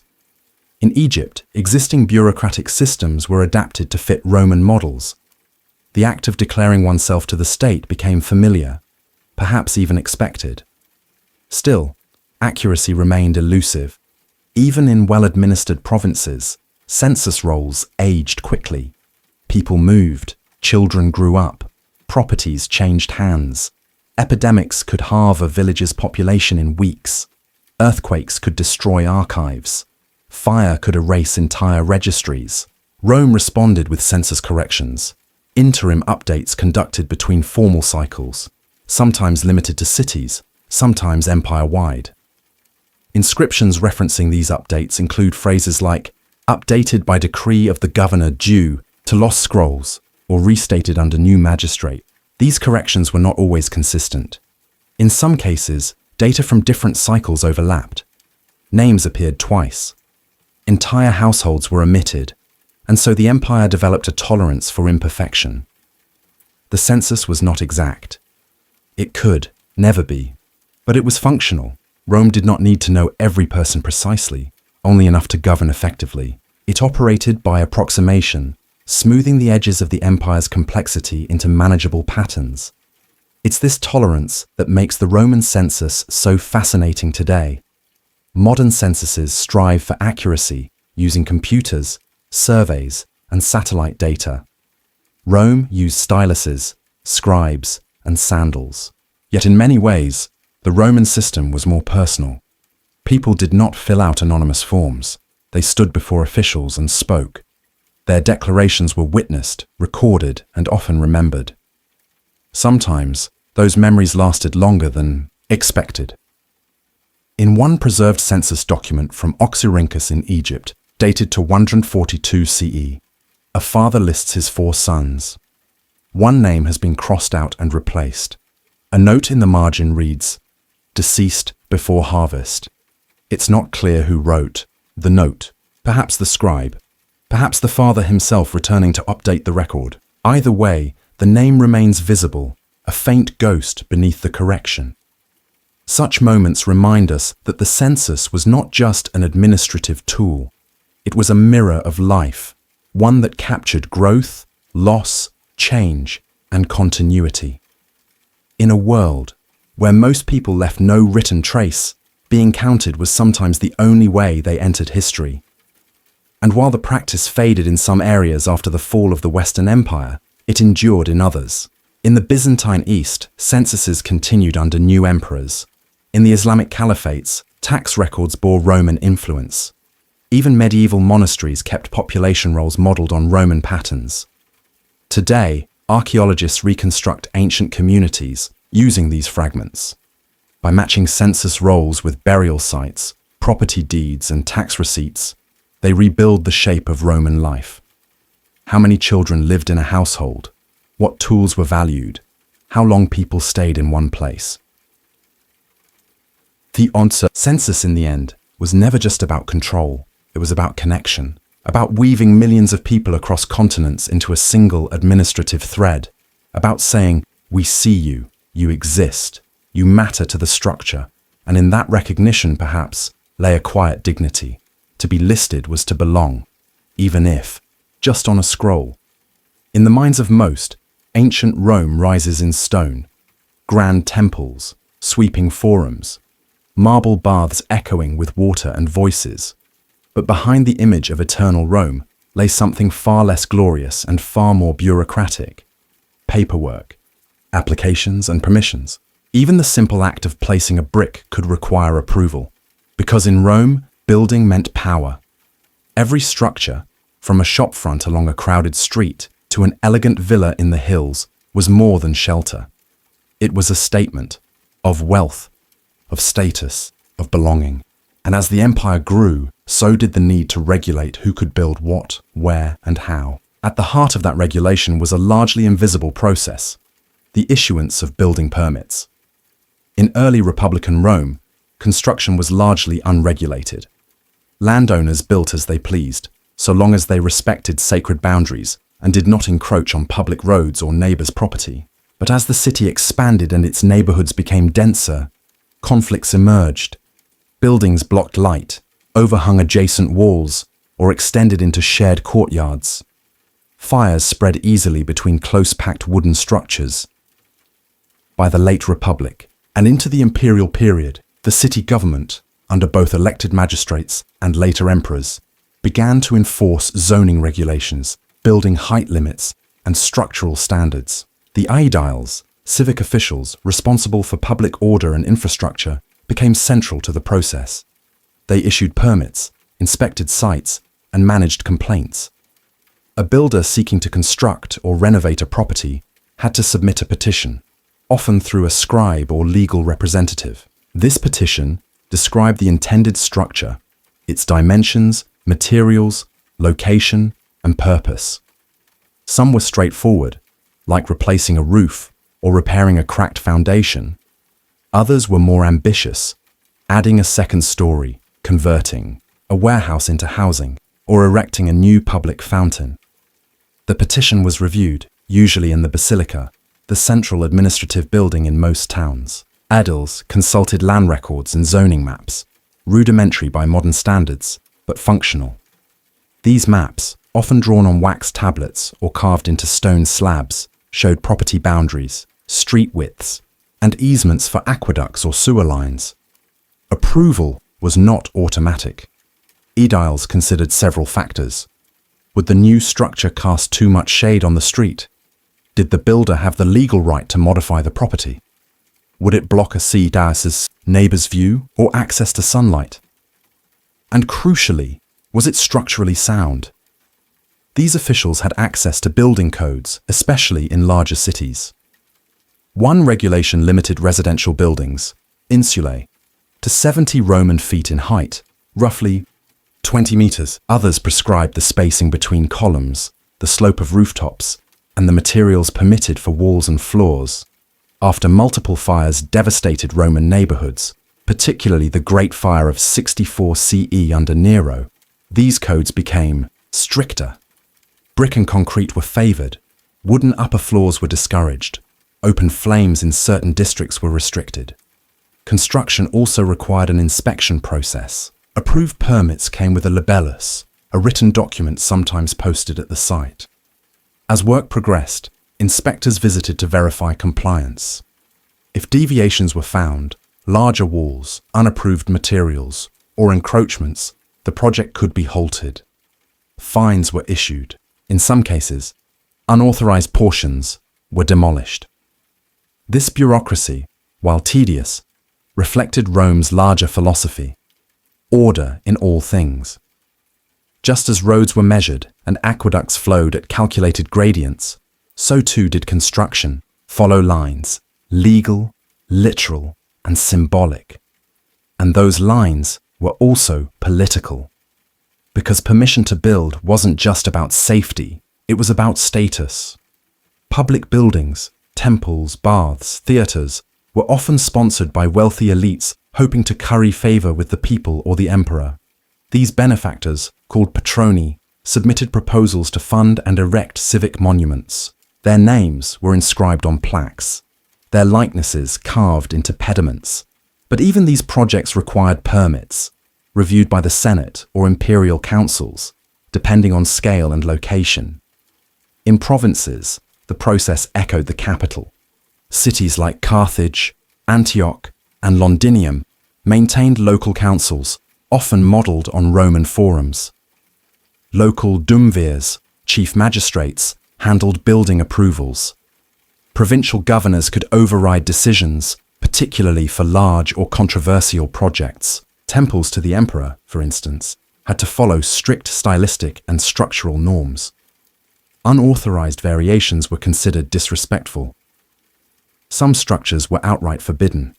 Walls around private homes, especially in urban centers, were regulated to prevent fortification. Towers were discouraged unless defensive necessity was proven. Monuments to the dead, while permitted outside city walls, could not be overly grand without approval. This preserved visual hierarchy. Grandeur was for the state, not the citizen. Yet people still tried to cheat the system. Surviving legal texts from jurists like Ulpian and Gaius include dozens of disputes over building violations. One man added a shop stall that extended over the street. Another built too close to a neighbor's window. A third claimed he only repaired a roof, while secretly adding an entire upper floor. In each case, complaints were filed, hearings held, and judgments rendered. Roman courts applied the principle of servitus, rites of passage, light and access. If a new building interfered with a neighbour's sunlight or airflow, the owner could be ordered to remove it. If a water drain from a rooftop spilled into the street improperly, fines could apply. These were not just aesthetic issues. They were practical, tied to hygiene, fire risk, and property values. For ordinary Romans, navigating this system required legal help. Scribes and notaries provided templates for petitions. Architects prepared sketches. Builders filed measurements. It was a slow, paper-heavy process, but it worked. The city grew, evolved, and, most impressively, stood. But who had the final word? Who decided which bricks mattered and which must be torn down? The final authority on building matters in Rome depended on who you were, where you built, and what exactly you were constructing. For minor renovations, like repairing a collapsed arch or retiling a shop roof, the decision might rest with a local aedile or inspector. For ambitious projects, especially those that affected public space or carried symbolic weight, the answer often climbed higher, sometimes all the way to the emperor. By the imperial period, construction within the city of Rome itself had become a highly politicized process. Urban space was limited, competition for land was fierce, and each new project altered the city's fragile balance of light, shadow, crowding, and symbolism. A single misplaced monument could block a temple, obstruct a colonnade, or offend a senator. For this reason, large private projects required not only local approval, but imperial notification, if not explicit consent. Emperors wielded this power selectively. Augustus famously claimed to have found Rome a city of brick and left it a city of marble. But he didn't just build, he approved. He reviewed project proposals, assigned architects, and ensured that civic architecture reflected imperial taste. He banned overly extravagant tombs and encouraged modest designs.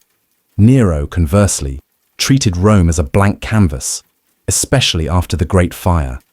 He widened roads, introduced new building codes, and constructed his infamous Domus Aurea, a sprawling palace complex complete with artificial lake and rotating banquet room. Its audacity shocked the Senate, which had to approve the sale of nearby public land. In the provinces, governors held similar, though more restrained power. They could approve public buildings, review petitions, and recommend projects to the emperor. Inscriptions survive of provincial elites thanking emperors for granting permission to erect libraries, theatres, or basilicas. These requests were often wrapped in political language, flattering the emperor while subtly seeking local prestige. Temple construction was especially sensitive. A new temple might be seen as a political message, a declaration of loyalty, or defiance. Inscriptions had to be carefully worded. Style, size, orientation, and deity all mattered. Unauthorized temples could be torn down or repurposed. Shrines to foreign gods were occasionally tolerated, but only if they didn't disrupt Roman order. When Eastern cults grew too influential, the Senate stepped in, issuing bans or restrictions. There were also patronage networks at play. Wealthy families used construction as a way to assert identity. A new portico, bathhouse, or shrine often bore a family name. Patrons might secure permits more easily due to influence, connections, or previous service. In return, they were expected to fund maintenance and offer public access. The balance between private ambition and public approval shaped the way cities evolved. Even modest projects, like a new fountain or bench in a forum, could become sites of negotiation. A baker in Ostia might petition to build a stall awning. A landlord might request permission to expand a stairwell. Every structure had potential consequences. Would it block a walkway? Alter drainage patterns? Offend a neighbours? Legal rights. This complexity led to the development of standard building contracts, written by scribes and filed with city magistrates. These contracts outlined the materials to be used, the timeline, penalties for deviation, and proof of official approval. Builders were expected to follow the terms precisely. If disputes arose, courts consulted these documents before rendering judgment. The courts, in turn, followed legal principles outlined in texts like the Digest of Justinian and the works of earlier jurists. Concepts like ius altius non tolendi, the right to prevent a neighbour from building too high, were not just theory, they were enforceable. So too were rules about shared walls, roof runoff, and access to communal alleys. Architects and builders needed to understand these rules. Though not licensed in the modern sense, Roman architecti were professionals. Many had years of apprenticeship. They studied geometry, materials, and load-bearing calculations. Some even wrote treatises. Vitruvius, perhaps the most famous Roman architect, authored De Architectura in the 1st century BCE, a 10-book manual covering everything from proportions to drainage. His work became a reference for centuries. Still, projects often bent the rules. In crowded cities, builders found creative ways to expand, adding narrow balconies, extending roofs slightly over the street, building staircases into shared walls. Inspectors tried to catch these changes, but enforcement was uneven. A bribe to a clerk, a favour to an aedile, or a quiet agreement with a neighbour could allow a deviation to pass unchallenged. Then, there were emergency constructions, barracks, storage buildings, or shelters built rapidly after floods, fires, or invasions. These bypassed the usual permitting process. Cities had emergency powers that allowed swift action. After major fires, such as the one in Lyon in 19 CE, temporary wooden housing was erected without permits. Later, some of these became permanent structures, grandfathered in by need and inertia. Over time, neighbourhoods became palimpsests, layers of approved, tolerated, and illegal construction woven together. A courtyard turned into a market stall. A shrine grew into a temple. A bathhouse was expanded, floor by floor. The original permits, if they survived at all, told only part of the story. Modern excavations reveal these complexities. Foundations don't match upper floors. Drainage channels were redirected mid-construction. Mosaic floors stop suddenly, interrupted by later additions. Inscriptions record disputes. This wall built by Marcus under permit of the Duum Viri, renewed by Gaius after flood damage. Through it all, The state maintained a remarkable level of oversight, and it wasn't limited to buildings. Bricks themselves were regulated. Rome required brickmakers to stamp their products. Each tile or brick bore a mark indicating the workshop, date, and owner. These marks helped trace defects, enforce quality, and monitor supply. Brick stamps became legal evidence in disputes. If a collapsed wall was found to have substandard materials, the stamp revealed its origin and blame. So, even in the smallest details, construction in Rome was political. To build was to be seen. To seek permission was to declare loyalty. And to deviate, even by an inch, was to invite judgment. But what did it mean when the buildings outlived the permits?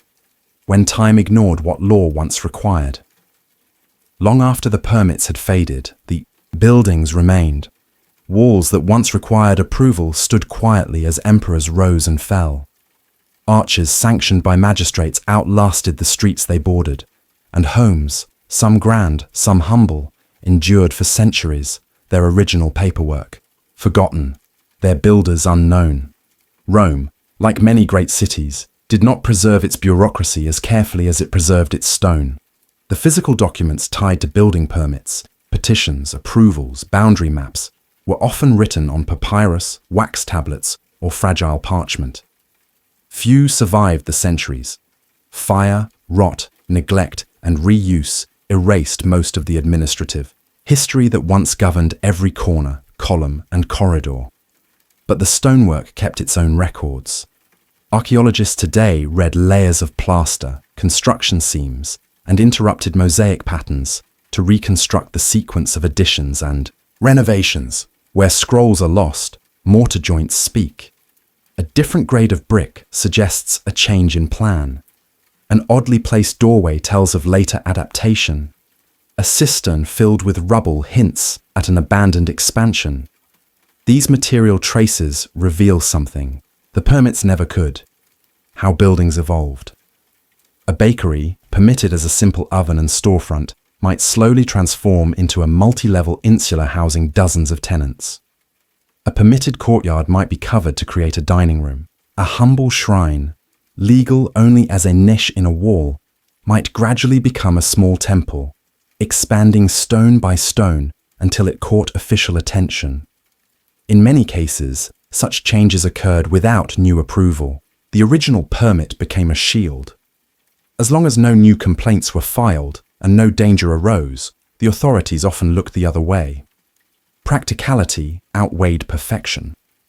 And so, over time, Rome's cities became patchworks of intention and improvisation. Some buildings followed the letter of the law, others grew around it. And the state, recognizing its own limitations, began to accept this. Enforcement softened. Building codes became guidelines. Inspectors focused on hazards, not aesthetics. So long as the structure stood safely and did not offend public sensibility, it was often tolerated, even admired. Yet even as the bureaucracy faded, its principles remained. Order, balance, respect for space and neighbor. These principles outlasted scrolls. They were taught by experience. Apprentices learned them in workshops. Builders judged distances by eye. A good mason could estimate slope, shade, and load without a ruler. The law had been written in ink, but the trade had absorbed it into muscle and memory. In some cases, the inscriptions on buildings themselves preserved the bureaucratic lineage. A wall might carry an engraving, built under permit of the aediles, in the consulship of Severus and Plautianus. These were rare but telling. They suggest a pride not only in the construction, but in the approval that allowed it. For Roman citizens, particularly those of means, building was legacy. To fund a fountain, a bath, or a colonnade was to leave a mark. The process of gaining a permit, securing labor, and supervising construction could take years. But when finished, the donor's name was etched into stone, their family honored, their standing confirmed. These inscriptions dot the remains of Roman towns from North Africa to Gaul. Some are formulaic, by decree of the town council, with funds provided by Marcus Gellius. Others are more personal. To the people of this city, I give this portico, that they may find shade in summer and shelter in rain. Such buildings served more than civic functions. They were tools of soft power. A patron who gave well and built well gained influence. His projects spoke on his behalf. His generosity was remembered long after his speeches or lawsuits had been forgotten. In this way, the politics of building extended far beyond mortar and permits. It was a conversation between citizen and city, a negotiation of legacy and law. Even emperors used construction this way. Trajan's markets, Hadrian's libraries, and Caracalla's baths were not just public works. They were public messages. I build, therefore I rule. These massive complexes followed strict codes, but their grandeur redefined them. Their scale became their own permit. In time, however, the process frayed. As the empire strained under economic pressures and military crises, the machinery of regulation slowed. Fewer inspectors, delayed approvals, permits issued out of habit or ignored entirely. In some regions, local lords or bishops took over the role of approving construction. Roman codes became recommendations. Churches rose where temples once stood, sometimes using the same foundations. Still, the habits of Roman construction lingered. Even in the post-imperial period, towns retained a sense of measured growth. Streets remained straight. Forums still centered cities, and builders still carved boundaries into stone. Some old Roman walls were patched and reused. Others became quarries, their bricks recycled into new homes.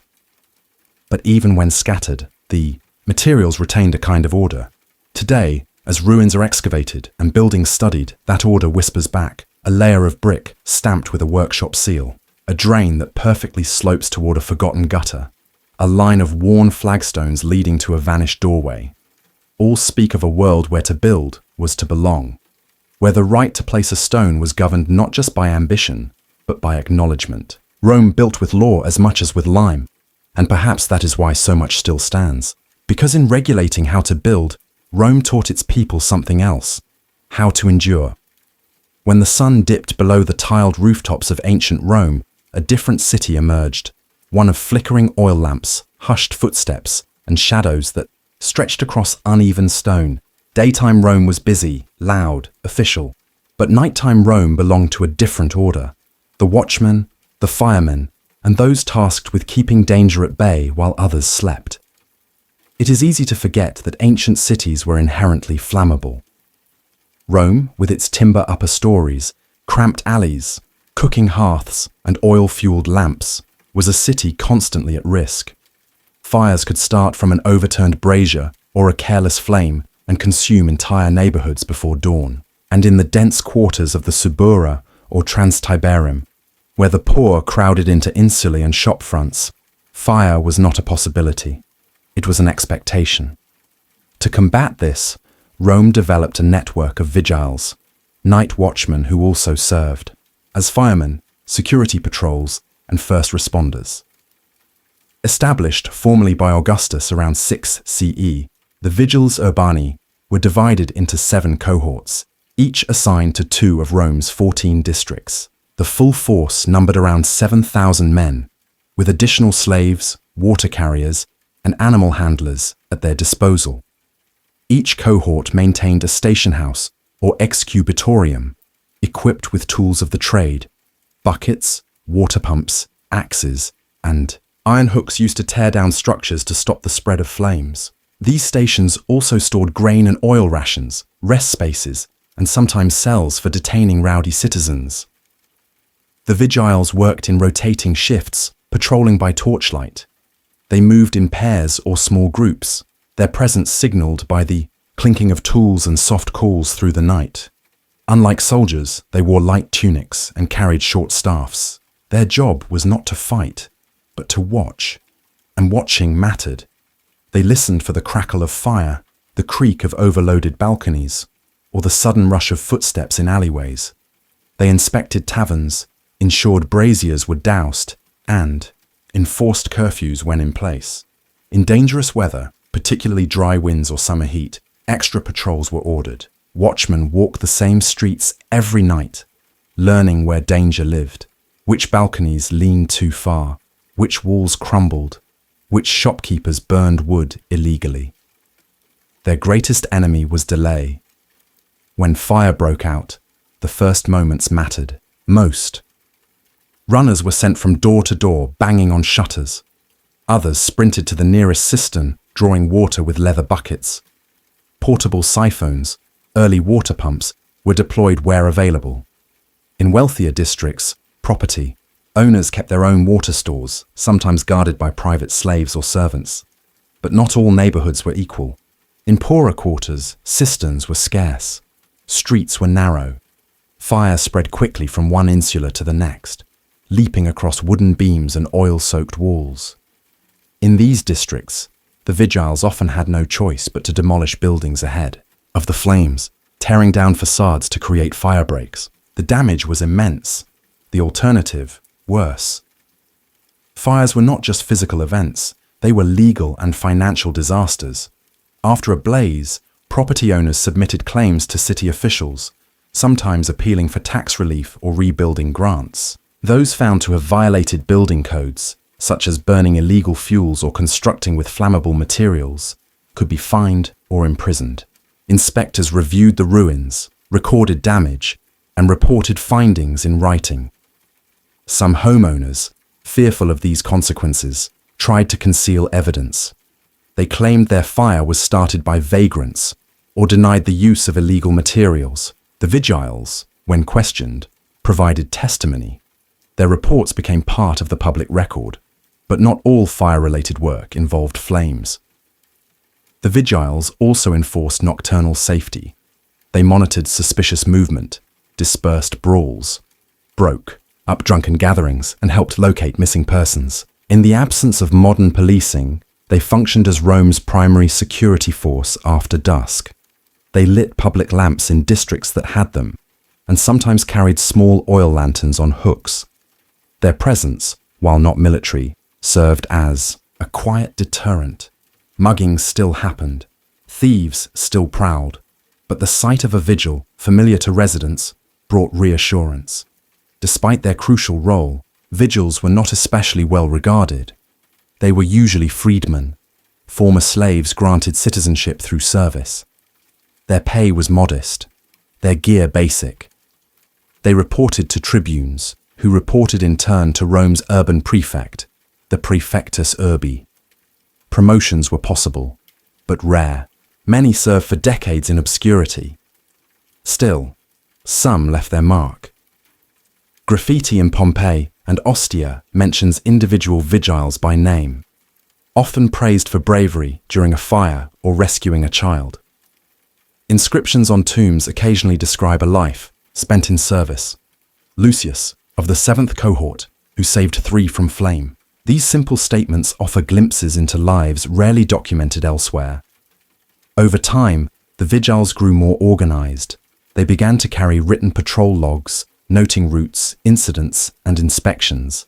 Some station houses developed signal systems, bells, flags, even torch codes to summon help quickly. Larger fires triggered coordinated responses between multiple cohorts. Military-style drills were conducted during the day to improve nighttime readiness. The emperor himself monitored major events. After the fire of 64 CE, which devastated much of Rome and was later blamed, perhaps unfairly, on the Christians, Nero implemented sweeping changes. New fireproof building codes were enacted. Wider streets were laid. Brick construction was mandated. And the role of the vigiles was elevated, given more authority and better equipment. Yet even with improvements, fires remained a constant threat. Rome, for all its grandeur, was a city built by layers. Old wood beneath new marble, tarred timbers behind polished stucco. A single ember could still undo a generation of work. And the vigiles, though trained and watchful, were only human. They moved by foot, fought with buckets, and learned through repetition. Night after night, they walked the same streets. But what happened when the fire came too fast? When the watchman's call was heard too late, when fire came too fast, the Roman night shifted from quiet tension to chaotic motion. There were no sirens, no water hydrants, no centrally coordinated alarms. Instead, there were shouts, low at first, then louder. A woman crying out from a balcony, a child banging on a shutter, a neighbor's door thrown open as smoke curled along the ceiling. The fire was always ahead of the response. It didn't wait. In these moments, the vigiles faced their most difficult task, not only extinguishing flames, but keeping the peace. Panic moved faster than fire. Entire alleys emptied as people fled with bundles, clothing, scrolls, kitchen pots, family icons. Goats bolted, chickens scattered. In the narrow passageways of Rome's lower districts, carts jammed the exits. Wealthier residents often had slaves to carry their belongings, which created additional crowds. Property wasn't left behind. It was dragged, dropped, or defended. And then came the looters. Fires brought opportunity. In the confusion, some slipped through the smoke to steal jewelry from a collapsed shop, amphorae from a cellar, even coins hidden beneath floor tiles. The vigiles were trained to watch for these signs, to recognize a looter from a fleeing resident. But the line was thin. Everyone carried something, so fire patrols broke into teams, some for buckets, others for the crowd. They used water first, but if the blaze had taken hold, they moved to axes and iron hooks. Their goal wasn't to save every building. It was to contain the damage. They'd demolish roofs, tear down balconies, create fire lanes where none had existed the day before. These actions, while necessary, often triggered protests. Residents screamed as homes were pulled apart. Merchants wept over broken stalls. And always, somewhere, a fire continued burning. One room further, one beam deeper.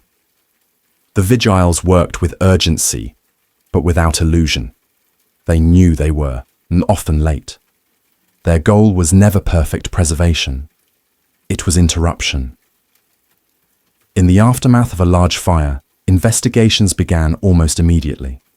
Officials from the urban prefect's office toured the ruins. Scribes took notes. Witnesses were questioned. In some cases, culpability was assigned. If a lamp was left burning, or if illegal materials had been used, owners faced consequences. Fines were common.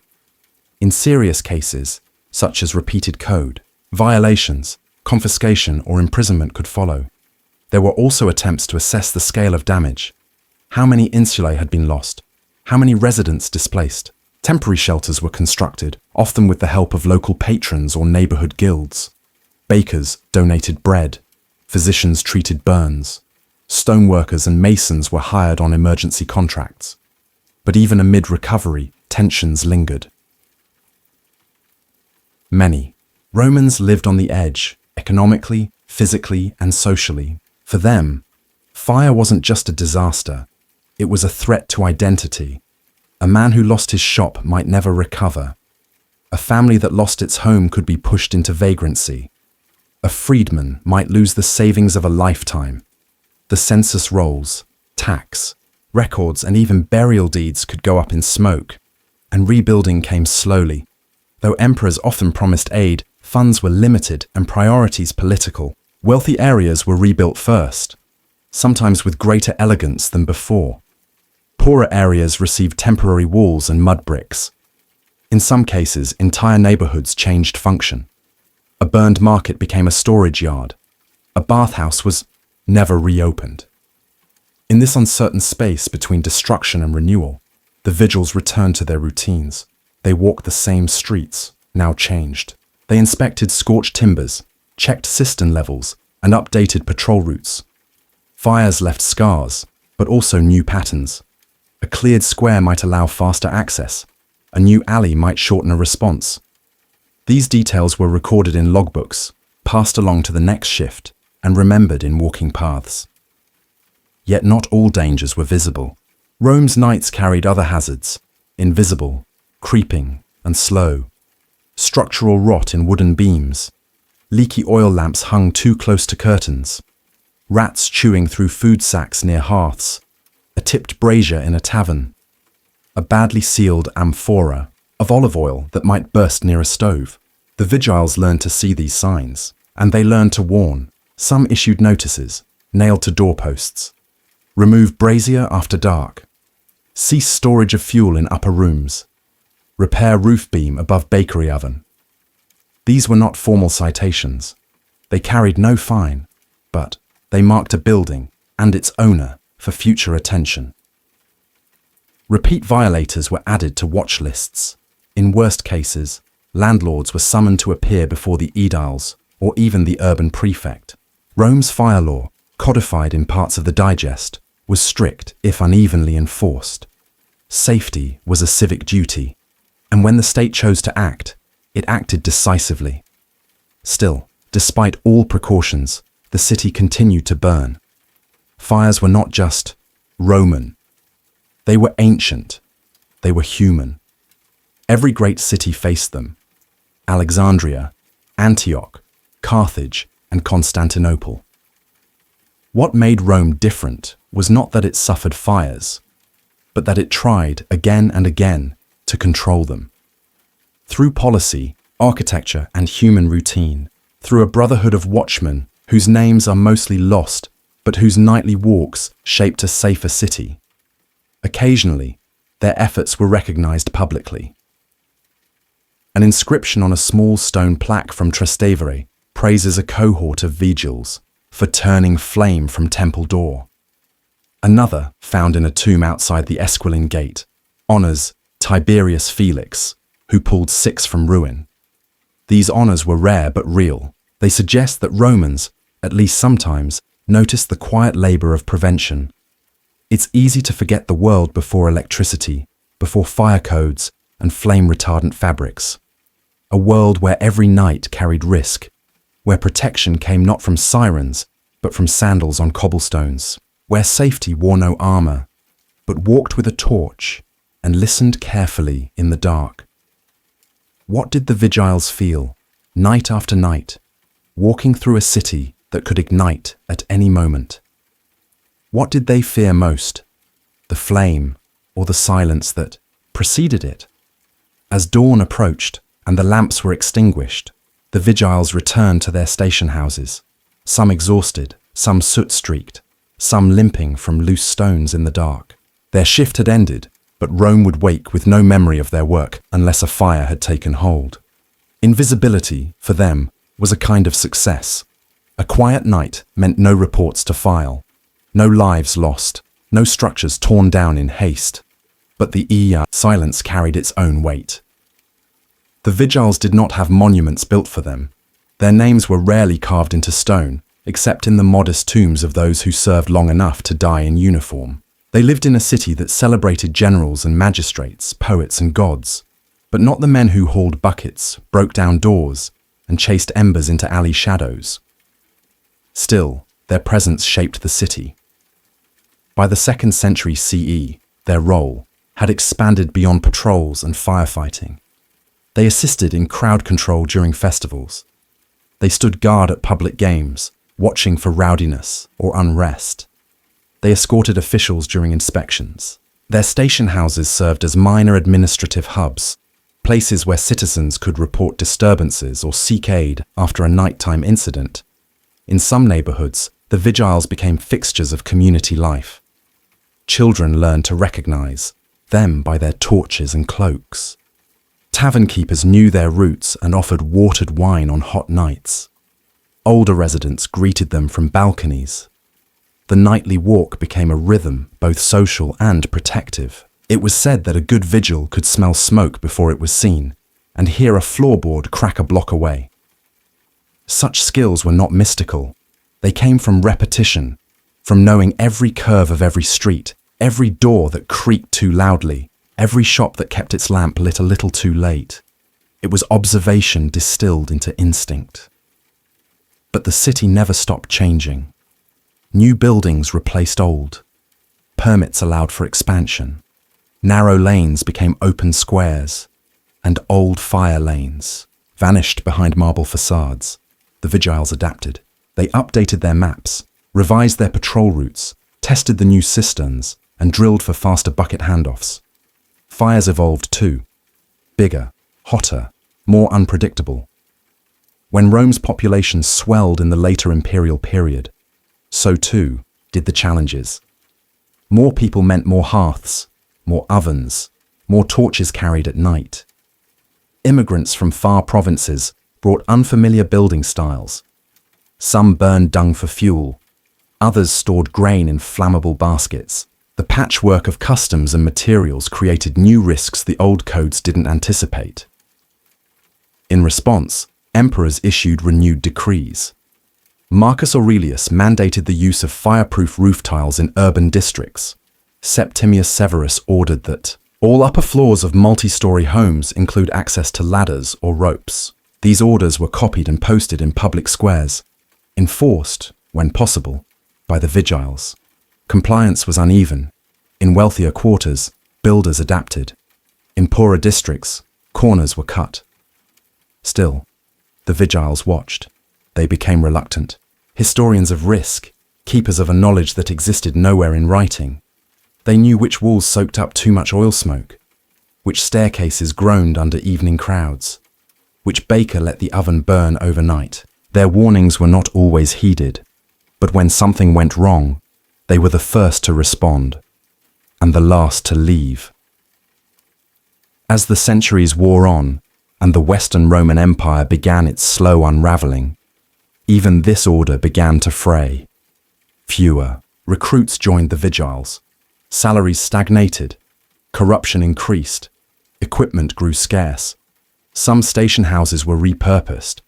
A few burned in fires of their own, never rebuilt. Local neighborhoods began to self-police, organizing their own, bucket brigades or placing trusted guards at key intersections. The state still claimed authority, but in practice, vigilance became localized. And yet, remarkably, the idea of the vigiles survived. Even as their numbers dwindled, their memory endured in civic language. Medieval cities across Europe adopted variants of their name, vigil, veilleur, vigile, to describe guards, watchmen, and later, firefighters. The Roman template, men assigned to patrol at night, respond to emergencies, and watch while others rested, became foundational in urban design. Modern fire departments, civil guards, and night watch patrols owe something quiet and uncelebrated to Rome's vigiles. We see it in street names, in fire codes, in the layout of emergency exits, in the training of first responders, in the ordinary courage of those who knock on doors at 3 a.m., not knowing what waits behind them. These are the descendants of a tradition born not of glory, but of need.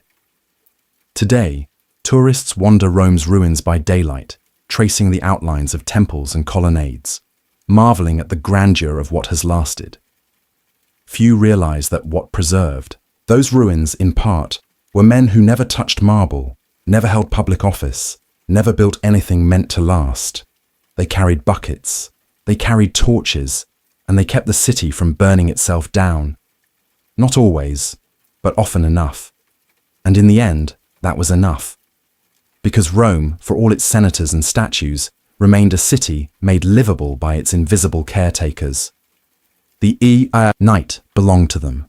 And so, as we bring this journey to a close, we step quietly away from the marble columns, dusty scrolls, and fire-lit alleyways of ancient Rome, not with fanfare, but with the soft understanding that even the greatest empires were held together by things most people never saw: permits, pay records, bread rations, census lists, night patrols.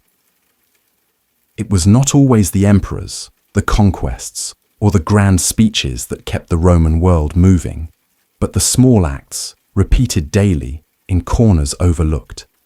A clerk checking a name twice, a mason placing a stamped brick, a watchman listening in the dark. These were the uncelebrated rhythms of empire, slow, quiet, exacting, and profoundly human. If you've made it this far, let your mind settle now among the rooftops and red tiles, the ash-cooled streets and paper-thin ledgers of a world that moved not by the hour, but by the weight of careful hands and watchful eyes. Thank you for spending your time here. If you enjoyed drifting through history with us, consider subscribing for more calm explorations like this. And if you learned something, or simply appreciated the quiet, feel free to leave a comment below. We'd love to hear from you. Until next time, rest well. And remember, sometimes the softest sounds in history leave the longest echoes.